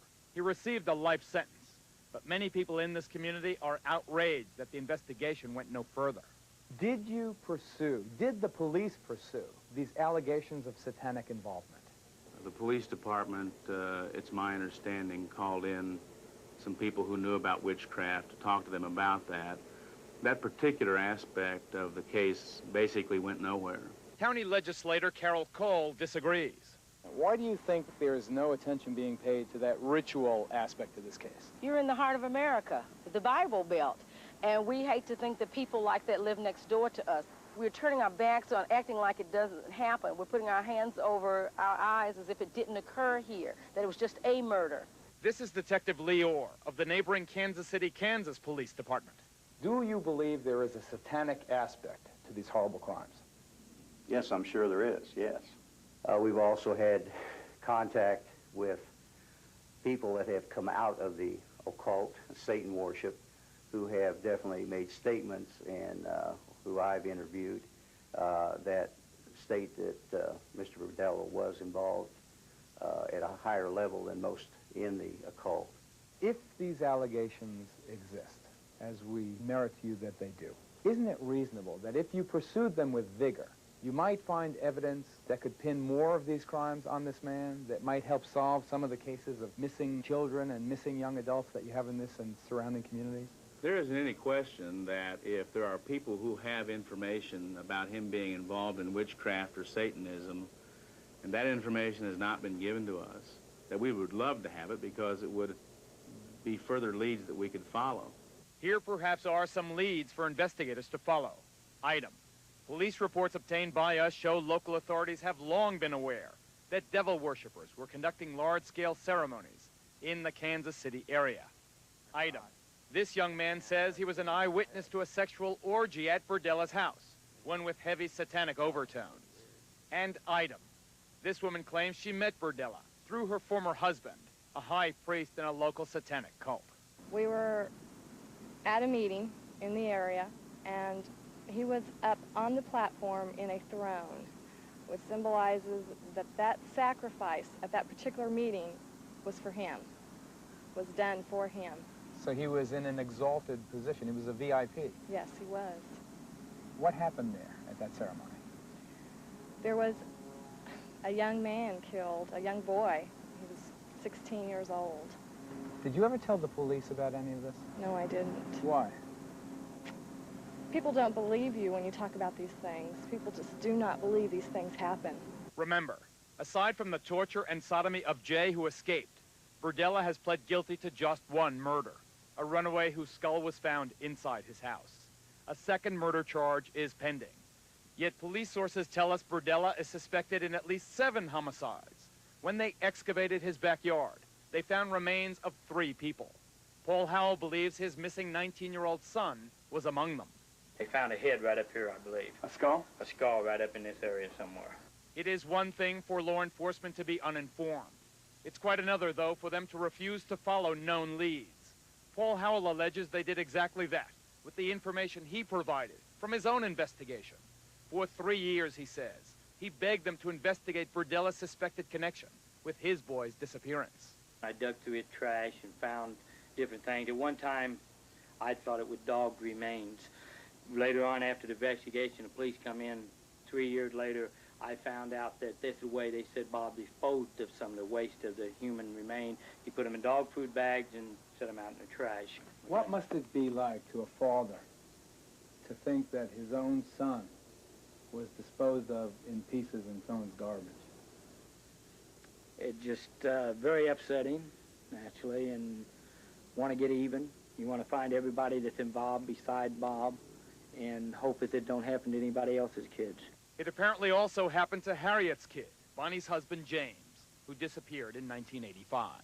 When James first disappeared even, we begged him to do something to go in Burdella's house to get a search warrant for any reason to try to find my son in there, because it had been told to us that he was possibly chained up in the house in there. Photographs of James' tortured, apparently murdered body were among those seized by police. Will you charge Burdella with the murder of James Ferris? That is not something that I can tell you yes or no. Will you charge Burdella with the murder of Jerry Howell? And again, I can't tell you whether or not there will be charges brought against Mr. Burdella or anybody else for the murder of Mr. Howell. Is it possible that by narrowing the focus of the investigation, people who are involved in these awful acts are still free?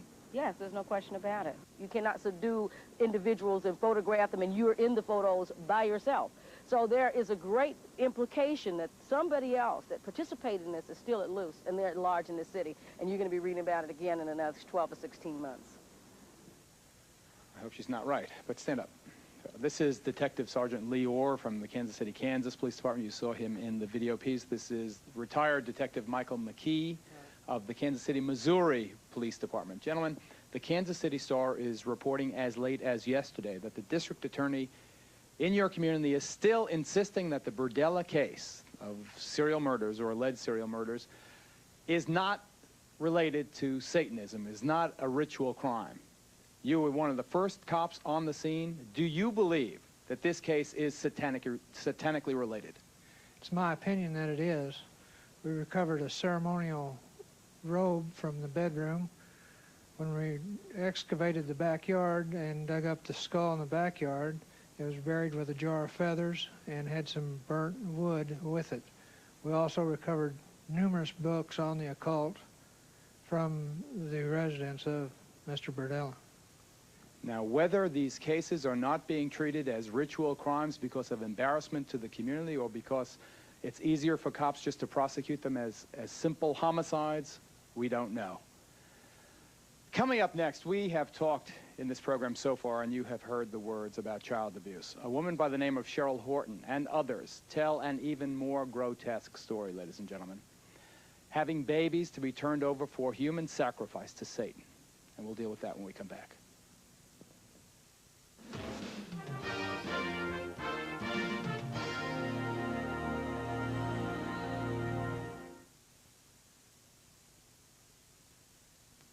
Princess Di blasts heartless Fergie for deserting her new baby. Enquire within. We've got what you want, the way that you want it.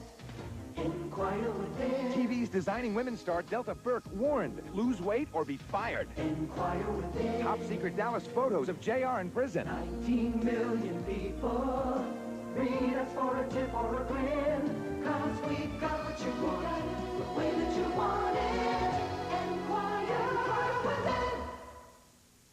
The new Canon Sure Shot Ace with remote control puts you in your own pictures where you ought to be.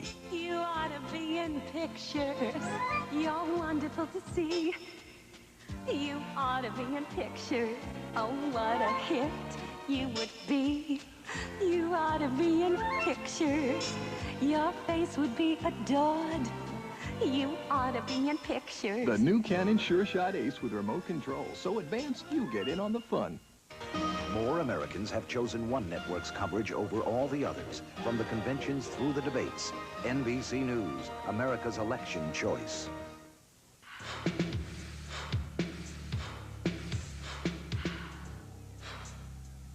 What were the top sports stories of the year? Let's go spanning the world.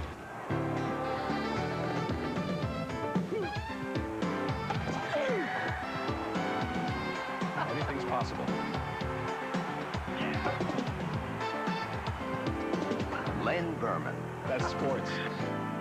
No one covers New York like News 4 New York. All life is a struggle. There are challenges to meet. You'll need a clear head and a strong body.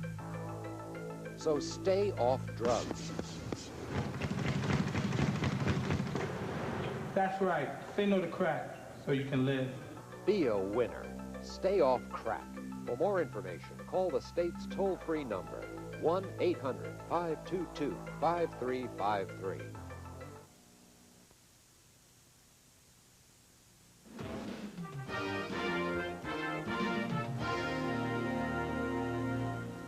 I think sometimes that, ironically, on television, when you give a disclaimer, it has exactly the opposite to the intended effect, and more people tune in than tune out. I'm going to say this as straight as I possibly can. I am begging you, if you're a parent and you've got kids there, that this subject is just too upsetting for your young children. Please get them out of the room or change the station. We urge you to exercise parental discretion. It has been established, as you have already seen on this program, in courts of law now, that human sacrifice is sometimes an element in rituals performed by people calling themselves Satanists. There is no longer any doubt about that, though just how often it actually is done is obviously impossible to know. The ideal sacrifice, we are told, apparently requires babies. And there are those. People in satanic sex, including mothers who have belonged, who tell of babies being bred for sacrifice. Take a look, please. Read what they do, Guy. They use blood in their rituals, and the blood that has the most power is baby's blood. In the classic horror film Rosemary's Baby, Mia Farrow is drawn into the clutches of a satanic cult and is married to the devil. This is no dream. This is really happening. She conceives the Antichrist, providing the group with a living symbol of Satan to be worshipped and adored. God is dead! Satan lives! As sickening and unbelievable as it sounds, bearing children for use in satanic rituals may really be happening. My daughter, who I named Wendy, was sacrificed at birth with an upside-down cross and then taken outside and buried. My son, they kept and let live till 2 years old, and then he was sacrificed. Michael and I had a son, and he was dedicated to Satan at birth, and at 6 months of age, he was sacrificed to Satan. It is most common for the heart to be taken from the child and offered to Satan. These women say they speak from personal experience. They claim to be breeders, forced by covens to bear children, both as a way for the cults to get new members and to find fresh victims for ritual murder. Did you give birth to infants who were sacrificed? My first two Were sacrificed? were sacrificed. I was told it was the highest honor I could ever do as a woman, was to sacrifice my first two. And you did that? I was so brainwashed, I believed their philosophy. Jackie tells us she was able to escape her satanic cult. Today, she helps other women, like Donna, who are trying to break free. You killed your babies? Take the skin off. You skin the baby? You take the baby's skin off? Do you feel remorse? Have you told the police? I had to do what I had to do, or I'd be killed like the babies that they made me watch killed, and that they put in my hand. They said, "Obey, or this is you." Jackie, you have some pictures drawn during the therapy sessions by the people who've been through this. Why don't you show me some of them? This picture is a person remembering skinning children and babies and hanging it out to dry. And children, skinning them, taking the skin off alive while they are alive, and skin them until they die. And that's how your babies died? They took a little patch about 3 by 4 off of her stomach, skinned her, and said, "We'll skin you all the way if you talk or cry." You learn not to cry real fast. I don't cry. For their part, mainstream Satanists strongly deny these gruesome allegations. Zena is the daughter of Anton LaVey, founder of the modern-day Church of Satan. That's a popular misconception, too, is that children are sacrificed at the altar, that animals are used for sacrifices. And it's a horrible, horrible misconception. This is real hard for the police because they can never find proof, and that's because the bodies are sometimes consumed for communion, sometimes burnt, sometimes put in concrete. For proof, the women offered a few grisly photos. But as the Satanists are quick to point out, the images of death and decay are impossible to verify. These middle-class housewives that are worried that we want to abduct their children are barking up the wrong tree because we wouldn't want anything to do with their whole mediocre and corrupt lifestyle. Because the charges are so bizarre, most mental health professionals distance themselves from the entire area of Satanism. But here in Denver, Colorado, the Bethesda Psychiatric Institute has become the first in the country to devote an entire department to treating the victims of ritual crime. Can we believe these stories of sacrifice? I believe we need to believe them. They sound bizarre. They sound beyond the capacity of human beings. But the stories we receive are tremendously consistent. Is this an epidemic? I believe involvement in Satanism is increasing. I believe it is present in many communities around our country, and I believe it demands our attention. But somebody is apparently trying to discourage scrutiny. We've talked to therapists who treat ritual abuse victims, and they tell us of the threats they've received.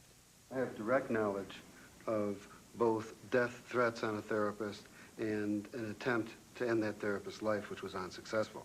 Here in Chicago, a group of well-known therapists from all over the country had the courage to share horror stories of threats and intimidation. Therapists have been directly threatened in ways that are quite alarming to them. The patient indicated to me that she wished to sacrifice the child with which she was pregnant. Naturally, I wasn't too enthusiastic about this. Shortly after this occurred, I started to get telephone death threats. One of the things that I would add is that we are now hearing these reports from literally hundreds of therapists in every part of the United States. Someone out there is telling us to back off. Still, the greatest toll seems to be on the women who say that they have bred babies. Babies that were sacrificed for Satan. I will probably have nightmares tonight about it, as I have about my Joey that I have been talking about. I wake up screaming for him now in the middle of the night. I dream that he's lost and I'm trying to find him. Sickening, so incredibly outrageous, so incredibly unbelievable. But Zena LaVey, are these women lying? You have to understand that everything, every single thing you've given as examples of Satanism here are completely from a Christian standpoint. That everything you've put forth as being considered satanic is not considered satanic by my standard or my Are these definition of women Satanism. lying? Well, have the bodies been found? Where are they? Cheryl Horton, who joins us via satellite from Los Angeles. Cheryl Horton. Zena LeVay, a Satanist who A, points out that this is not in keeping with her teaching, but B says, where is the proof? Where is the proof? Why is there no proof if what you're saying is true? Hi, Geraldo. There's no proof for a fact of one thing. They burn the bodies. They either do that, they'll chop them up and dump them in the ocean, or they'll pour them in concrete, or they take and they use them for communion and eat them and then make bones out of the tools. Cheryl, listen. These The people stories, are doing listen, murders. let me interrupt you. Cheryl, please, let me interrupt you. The stories, dump in the ocean, chop up the bodies, these things, they sound like they can't be happening. Ted Gunderson, respected law enforcement professional, recently or retired now from the FBI, former regional director of Los Angeles. Do you, sir, believe that these dreadful allegations of babies being sacrificed are true? I absolutely believe it, without any doubt. Based on the information that's been given to me across the country by numerous survivors and by confidential sources and informants. Then why don't you name these people and arrest them? Never a name, never an arrest. These women come out of a group and they insist that they know the people in the group, and yet they do not identify these large mysterious cults. Name them and arrest them and get them off the street. Does he not make a valid point? He makes a valid point.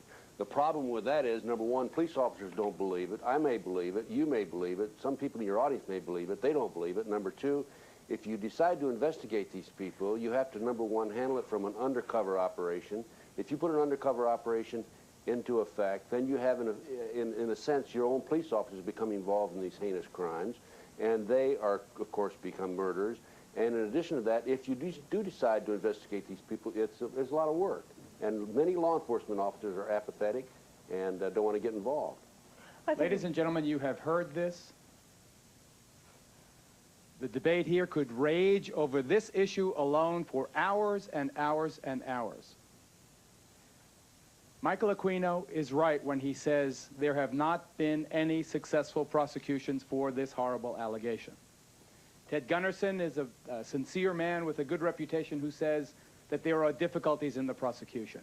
Still, the point is it has never been proven in a court of law. Obviously, it needs more investigation, but if these things are happening, then there should be a national task force of federal and state and local cops working together to prove or disprove. Because this is just unacceptable, this impasse. Coming up, we're going to have warning signs you should watch for, parents, and all of our guests will be available for a final discussion about Satanism after this break.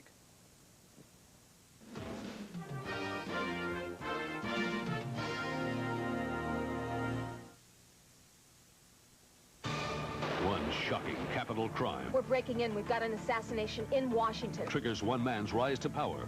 There he is, Sam. That's our man. Because he's capable? Because he's famous. Terry Fallon was just another young senator until an assassin's bullet made him a desperate president's last hope. What kind of a man is he? What's he made of? Same thing all good running mates are made of. Ink. Now Sally Crane, Fallon's press aide and lover, will do anything to help put her man in the White House. Terry, it's a dream come true. My God, it's gonna happen. It'll happen only if the gunman that made Terry Fallon famous doesn't try again. He's a mindless, flawless, cold-blooded killer. We'll find him. Do we want to find him? Two lone FBI agents will work the case that no one once solved. The green kid and the lame duck on a hit like this, if they really wanted it busted, they'd assign a whole division. For Nick Mancuso, it's a case that will either change his life What started this? or end it.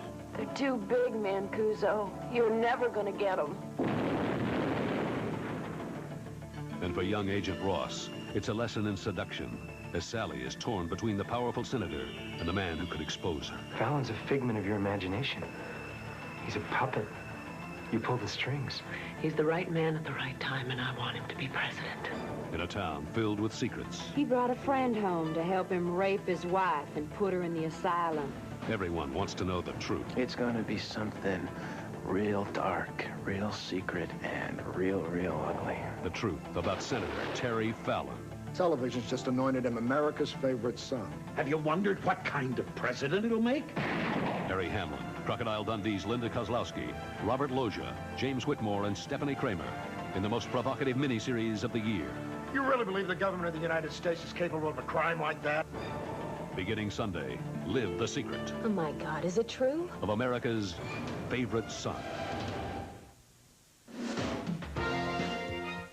Parents, warning signs that might indicate a child's drift toward Satanism include abrupt emotional changes, changes in school habits, rejection of parental values, unusual interest in books on Satanism, black magic, or witchcraft, obsession with rock music groups using satanic symbols or references, rejection of friends, preference for being alone, meditation, chanting, use of new vocabulary.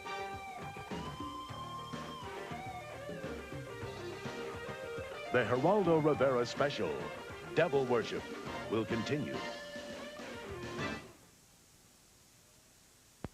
An all-new Wednesday begins with a ghostly Unsolved Mysteries. Then it's 2 spectacular premieres, beginning with a special 1-hour Night Court premiere. Is Dan really dead, or is it just a snow job? What did I do to deserve this? Then the premiere of the most romantic, revealing, unpredictable hero Tried to have me killed. of Tattingers on an all-new Wednesday. Jack Cafferty and Sue Simmons, weekday afternoons on Live at 5. If you shoot the TV, you can't watch Live at 5.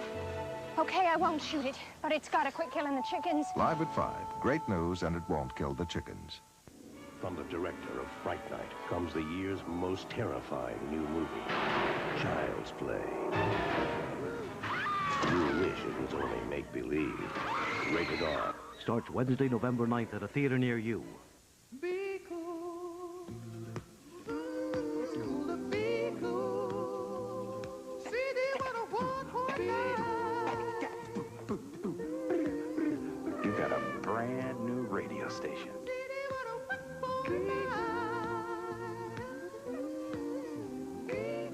CD 101.9. Very cool. Like me. Very cool. Joel Steinberg called a vicious, obsessive killer at 11.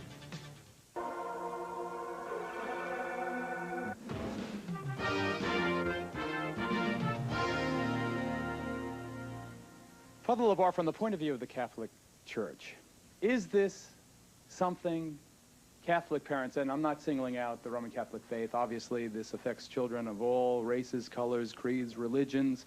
It seems particularly strong, as you've seen over the course of the last 2 hours, to be very strong in the so-called Bible Belt among fundamentalist Christians. But from the point of view of the Roman Catholic Church, is this something for parents to be concerned about? Something very much for parents to be concerned about, because in our Catholic theology, we know the power of the devil. We know the influence that the devil can have directly and indirectly. And whether you want to deny it, as the Church of Satan people want to do, or call it by another name, it doesn't matter. It's the power of evil, the force of evil, and it's that thing which disrupts ordinary human life, which, as we've seen, happening so often. So it is necessary for parents to beware and be Dr. careful. Aquino, is it the force of evil? Does it disrupt? Is it a force for everything negative?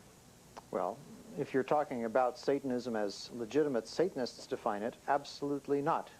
It is ethical, it is above ground, it is positive. If you are talking about the devil as it is defined by religions such as Father LeBar's, then it is, in fact, a symbol of degenerate behavior, and this is part of our problem tonight. Should we have warnings, sir, the way we do on cigarette packs, for people coming into your houses of worship? Warning, this sect may be dangerous to your health and the health of the people you know. No, because in the case of the Temple of Set and the Church of Satan, we have not had any problems with criminal behavior. Among And yet other when you things, hear story after story after story of people committing these wretched crimes, these violent crimes in the devil's name, you find one common thread to that, and that all these people that you've shown tonight come from a background in which their moral instruction has been from a religious tradition other than ours. It may be Father LeBar's, it may be some other mainstream one, but it is not that of Satanism. Sean Sellers, condemned to die by lethal injection because of the murder of your mother, your stepfather, and a convenience store clerk. You've heard the Satanists say that it is not the teaching that is wrong, it is the person that's wrong. Are you using Satanism as a cover for your violence? No, I'm not. I've heard quite a few, well, I can call them as lies on the show right now. I've heard Dr. Aquino say that Satanism is not, or the ideals that we're talking about here are not Satanism. That is because Satanists believe that good is evil and evil is good. And so, of course, they're not the ideals that he believes in. He believes that evil is good. That is what I believed in. I heard him say that the Satanic Bible is not to be taken literally. But I talked to a 16-year-old boy yesterday who takes the Satanic Bible literally. I've been working with a lot of ministries around the United States trying to get and help people get out of the occult. He takes the Satanic Bible literally. I took it literally. A lot of people are taking the Satanic Bible literally. And I heard Anton LaVey's daughter say that these babies who are being sacrificed, you know, that's not Satanism. Or she wouldn't answer to saying that it was. The fact of the matter is that kids are abducted, teenagers are drawn into the occult, and a lot of them are being used for occult sacrifices. And there's been so much on the show that you've shown so much pain and blood and all this other gore and stuff, but you really haven't shown how to get out of the occult for those who want to get out. There is, let me tell you a story about a friend of mine. Tell it briefly, Sean. Go ahead. Just give me 1.5 minutes. Go ahead. Her name is, well, anyway, she works with the Watch Network in Texas, and she told me that a lady called her and said, my daughter's involved in Satanism, and I want her to get out, but I don't want her to become some kind of Jesus freak or anything like that. Sue told her, I'm sorry, I can't help you. A month later, the girl was living with her aunt and uncle because her mother was in an insane asylum, and she was threatening to kill her aunt and uncle. What's your point, Sean? She destroyed 3 lives, her mother's, herself, and her aunt and uncle's, because she didn't want her mother didn't want her to become a Jesus freak. I want to tell you right now, there is no other way out of Satanism except through Jesus Christ. Do you believe in the devil to this day? I believe in the devil, but I don't worship the devil. I'm a Christian. I stand up boldly and proudly and proclaim my faith in Jesus. And I'm telling you, there is no way out of Satanism except through Christ. Do you feel a sense of frustration that people don't believe you when you talk about what happened to your daughter? Yes, I do. The problem with this whole issue is that because the crimes are so heinous, that people don't want to believe that an adult would do this to a child. And I don't know about the Church of Satan or the Temple of Set. I can't say that they had anything to do with what happened to my child. But if you look at a child's behavior, a child who's been ritually abused, there is no way that you can say that these things that they're talking about didn't happen to them. From the nightmares, to the running around the room when they disclose, to the latching on, to the crying and saying, Mommy, Mommy, Mommy, don't go out, because if you go out, they're going to kill you. Threats, intimidation, fear. That's how this happened to my child and children all across the country. And it may have nothing to do with Dr. Aquino or Miss LaVey. All I know is what's happening to kids all over the country. They're being ritually abused. I don't know who's behind it, but it's happening. And parents have to be aware that children are not lying. Police officers have to listen to children. Listen to what they're saying and look at their behavior. Because a child cannot talk like you and I, who's been ritually abused. We'll be right back.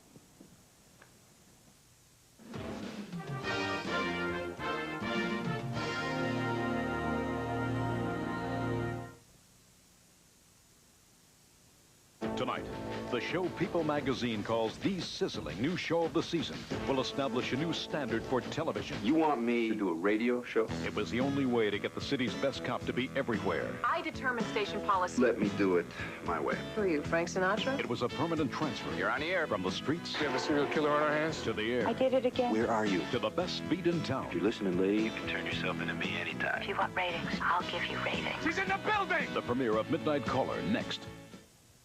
Wednesday, on an all-new Unsolved Mysteries, you'll join real-life ghost hunters on the historic Queen Mary as they bring back actual recordings of unexplained phenomena. In all my experiences as a Marine engineer, I've never seen anything like this. Then you'll search for the ghost of the revolutionary soldier who haunts the oldest inn in America. Something is actually going on that deserves a great deal of further exploration. You'll see facts that cannot be ignored.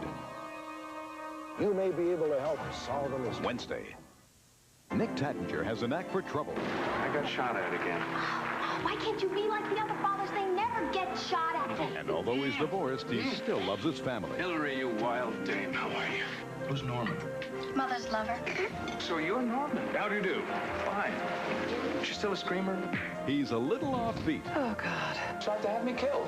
But he never gives up. You kind of still like me, don't you? Stephen Collins stars in Tattingers, premiering Wednesday.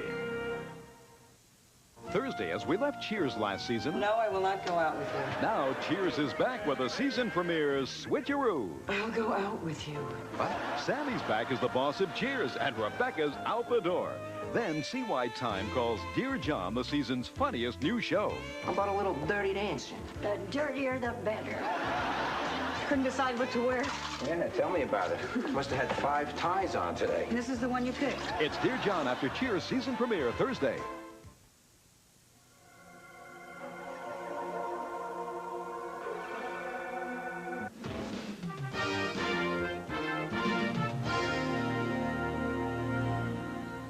All of us know that life is not safe. Every day we face the possibility of crime and disease and accidents and disasters. So here comes Satanism, which most of us would like to write off as harmless antics by some lunatic fringe.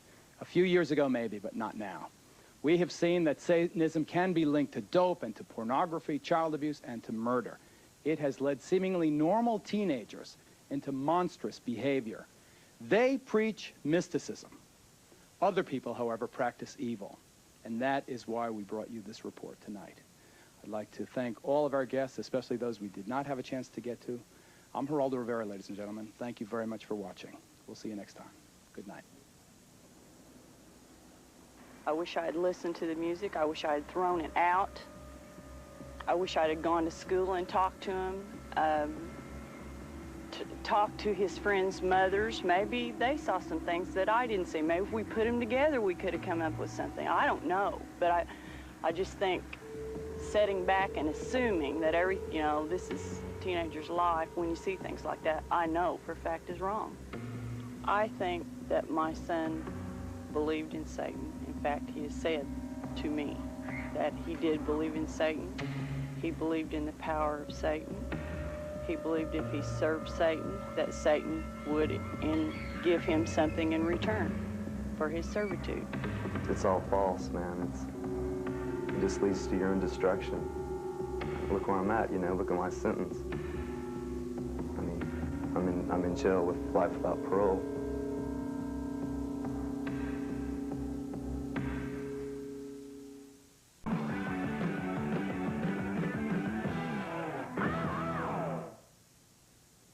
As reporters investigating this story for months, we have a good idea of what's going on in this country. Our big question tonight is why.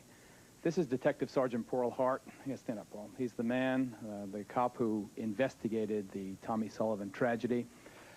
I've never heard of wounds that ferocious, and the pictures are even more appalling. Pictures that we did not show here. Do you think, you're not a theologian, you're a cop, do you think that Tommy was possessed? I think that possession is a state of mind, and it would have been a hell of an interview with Tommy had we located him. Certainly, like I had said before, his death was as violent as his mother's. Father LeBar, you investigate these cases for the Catholic Church. Is it the Church's position that demonic possession is possible? It certainly is. There have been many cases down through the centuries, many in our own decade, for example, of where the devil has actually possessed people and caused them to do many strange things. So you believe it's possible? I believe not only is it possible, it is a reality in some very select amount of cases. Let's go to London for a quick exchange with Ozzy Osbourne. Ozzy, I'm glad you're on the program. I'll interview you in greater detail in a couple of minutes. The one thing I have to ask you now, though, is, of course, the vast majority of your fans and the fans of heavy metal music are not Satanists. But there is no doubt, at least not in our reporting, that that heavy metal music plays a role. Every single kid whose case we know about, who committed a violent act in Satan's name, was also into heavy metal music. What's your response to that, Oz? Well, I don't really know. All I do is make music, you know. I don't sit down and purposely plan to freak everybody out. I mean, I always have played heavy metal music. I suppose when I was younger and I started writing songs, my world was kind of dark and dingy, you know. I came from a working class family who had nothing, no dough, no prospect of ever having much money. And so that's how I saw the world as a child. And so, I mean, not all my songs are about Satanism. Of course not. In fact, if you... Stand by, Ozzy, because I want to get to Sean Sellers, who's the youngest kid ever to go on death row in Oklahoma. Sean is a kid who murdered his mother, murdered his stepfather, murdered a convenience store clerk. What did Satanism have to do with it, Sean? What did Satan, do you feel, have to do with, first, your murder of that convenience store clerk? Satanism was, well, the murder was because it was a, how do I say this so that you can understand it? It was a sacrifice to prove allegiance to Satan, to prove my hatred towards society and everything. The following is an NBC special presentation. This program deals with devil worship and satanic beliefs. It contains explicit scenes and descriptions of violent crimes and rituals. Because of the program's theme and controversial subject matter, parental discretion should be exercised. You have to give a blood sacrifice to Satan. It's supposed to keep you protected. It's supposed to keep you pure. They said that if you told that the devil would come and kill our parents. It doesn't matter if you believe in Satan. It doesn't matter if you believe in demons. What's important is to know that there are people out there that do, and they're willing to do anything to accomplish their goal. Satanism is more than a hodgepodge of mysticism and fantasy, more than a Halloween motif. It's a violent impulse that preys on the emotionally vulnerable, especially teenagers, often lonely and lost. It basically started out like with the killing of animals. Then there's always the heavy metal music, and drugs don't help. It attracts the angry and the powerless, who often sink into secret lies. They asked me if I had ever thought about killing somebody just to watch them die. And they asked me if I would like to join a satanic cult. Possessed by an obsessive fascination with sex and drugs, and yes, heavy metal rock and roll. Often Satanism seems to be a personal psychodrama, a kind of license for strange, sometimes violent behavior. A bloodbath would be a cleansing and a purification of a planet that has been dirtied and degraded for too long. Sometimes it's just half-baked mumbo-jumbo and scrawled symbols, but other times it goes deeper, deadly. Tommy died as brutally as his mother did, but at his own hands. I loved him dearly, but he also took my wife who I loved. Satanism goes far beyond teenage obsession. Today there are cults that worship the devil, engage in secret ceremonies, believe in ancient, though bizarre, theologies, all of it constitutionally protected, as long as no laws are broken.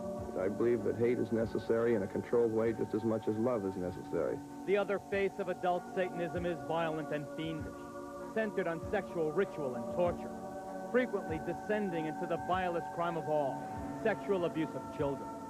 He has drawn pictures of a child being sacrificed.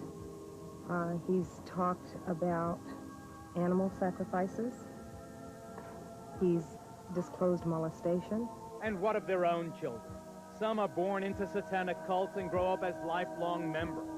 Others are desperate to flee, but dread the penalty of grotesque death. They're going to catch me, it don't matter. I could run and run and run. They're always going to catch me because they're all over. And beyond the mayhem and monsters, it's said that a nationwide network of satanic criminals exists. Start with the warped and wicked Charles Manson. It's everything that human beings don't understand. It's all their fears. It's what they're not sure of. You dig what I'm saying? Satan to me would be God. Or the demented son of Sam killer David Berkowitz.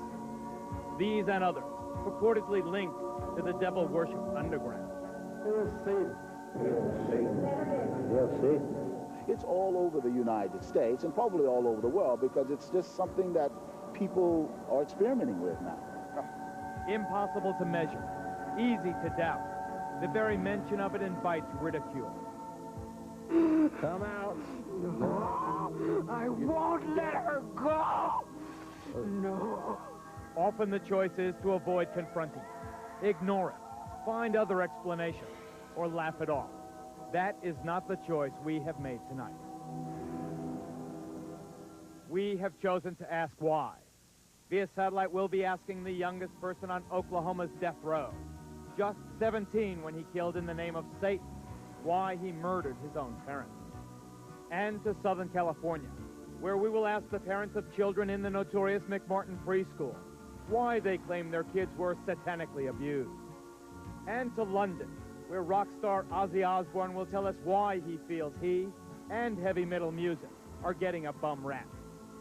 And to the state penitentiary in Angola, Louisiana, to ask convicted killer Charles Gervais why he thought the devil would award him 10,000 souls. The Investigative News Group presents the Geraldo Rivera Special. Devil Worship. Exposing Satan's underground.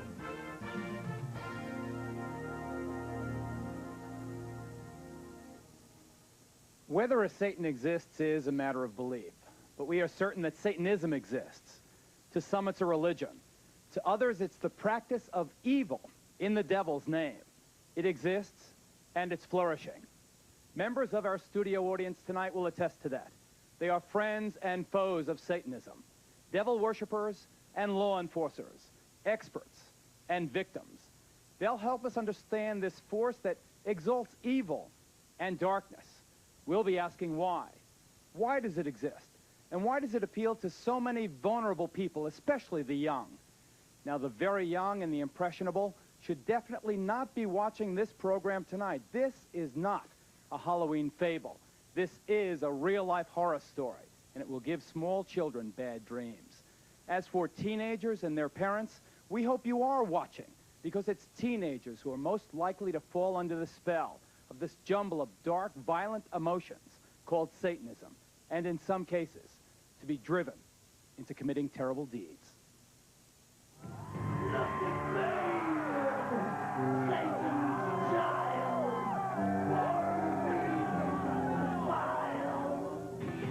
Being into heavy metal doesn't necessarily mean your kid's also into Satanism, and most of these fans are not. But there is an undeniable connection between obsession with the really hard stuff and the occult. This stone pony from Kansas City is named Spike. The upside down cross is a symbol of Satan.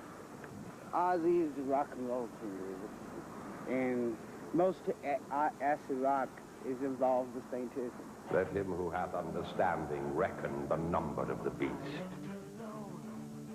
A heavy metal freak from Louisiana, Joe got himself into self-mutilation in Satan's name. We cut our arms and let the blood drip into a cup, and we pass it around and drink from the cup, from each other's blood. Kim from Colorado also practiced the gruesome ritual. Violence with blood, we like to see blood, and we used to eat blood and stuff like that. Drinking blood as entertainment is apparently a staple in the acts of heavy metalists like Wasp. My life became centered not only around the marijuana I was smoking and the booze I was drinking, but it became centered around Satan. Although Satanism is more obvious in the lyrics of groups like Megadeth, Slayer, Venom, and Iron Maiden, in St. Petersburg, Florida recently, satanic symbols filled the air at this concert by Danish-born King Diamond. How much can you influence kids? I think people are too clever to be influenced by watching a band or listening to an album to go out and do the same, because if they were that easy to influence, watching the news, you get the real thing, and everybody knows that, right into your living room. Personally, I am a Satanist, a practicing Satanist, but we never tried to preach that religion to anybody. Bull. An avowed Satanist, Diamond's protest that he's not preaching is belied by lyrics laced with references to death, grave, and evil. Of course, to some, it's just rock and roll rebellion. Satan has nothing to do with this kind of a concert. It's just an outlet to have a good time. Parents think, oh, Satanism, their kids. It's killing their kids. It's not killing the kids. The parents are screwing up in the beginning. We're the next generation. And you like it!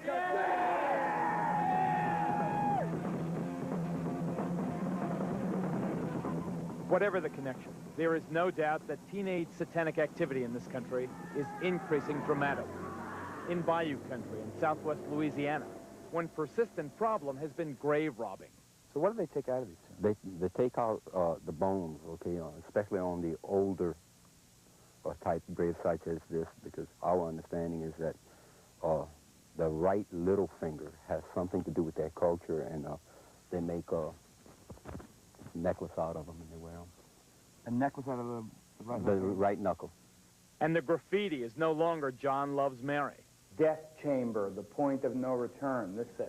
As you walk into the main vault, it's a devil's pentagram, 666, the sign of the devil. Over here, a bloody skull and crossbones. In Maine, a dozen churches were defaced with satanic symbols. In California, New Jersey, Alabama, and elsewhere, police have found inverted crosses and the remains of mutilated animals. But by far the most frightening of all are the reports of teenagers killing other kids in Satan's name. Item, Douglas County, Georgia. I'm sorry for you, young lady, and I sentence you to a term of life in prison. I'm sorry for you, and I wish you good luck. Remove her from the courtroom, Mr. Sheriff. 17-year-old Melissa Ernest and two other teenage members of her coven admitted drinking her 15-year-old victim's blood, then dancing around her still warm body. Now listen to this report from a small town in Maine. Yesterday's conviction of Scott Waterhouse for the murder of 12-year-old Giselle Cody may finally bring an end to talk of a satanic cult in the town. Item, Long Island, New York. Police arrest 17-year-old Ricky Casso for the ritual murder of 15-year-old Gary Lowers. Casso gouged out his victim's eyes. As we've seen, the level of violence in these crimes committed in Satan's name is often appalling and savage, brutal enough to shock even hardened police officers. Detective Paul Hart thought he had seen everything. Then this veteran New Jersey officer saw how a suburban teenager murdered and mutilated his own mother. I believe that evil will once again rise and conquer the love of God. If this pact is to your approval, sign below. Just barely 14 years old, Tommy Sullivan had written this contract with the devil before he butchered his mother with his Boy Scout knife. The murder took place in the basement of the Sullivan family home. As we came down here, we found Mrs. Sullivan laying on the floor just about in this area here. Describe the condition of the body. It appeared that her throat had been cut and a good portion of her face had literally been slashed away. Tommy died as brutally as his mother did, but at his own hands. What did Tommy then manage to do to himself? What wounds did he inflict on himself to kill himself? His first self-inflicted wounds were a series of wounds to his wrists. 3, if I remember correctly, deep enough to actually sever the arteries and the tendons in his arm, enough to snap back his wrist. And after doing that, he literally slit his throat from ear to ear with this 3.5-inch knife from the windpipe all the way back to the spinal column, and to the point of almost taking his head off. Understandably unable to live with the gruesome memories in their family, Tommy's father and younger brother have moved out of state. Do you think you can ever find it in your heart to forgive your son? I don't know. I loved him dearly. But he also took my wife, who I loved. How could this happen here? To a nice boy from a good Catholic school and a fine middle-class family. Sure, he was obsessed by the symbols. This is what his room looked like on the night of the murder and suicide. But heavy metal is not answer enough. You're a veteran of Vietnam. Had you ever seen anything that brutal? Certainly in an area like this, in a town like this, in a neighborhood like this, you don't expect to see that type of violence. And it was brutal. It was brutal, and there's few of us that will forget that. Nor do you forget these drawings Tommy made just before he killed himself. But you continue to search for the reasons. What made Tommy? What made the others do it?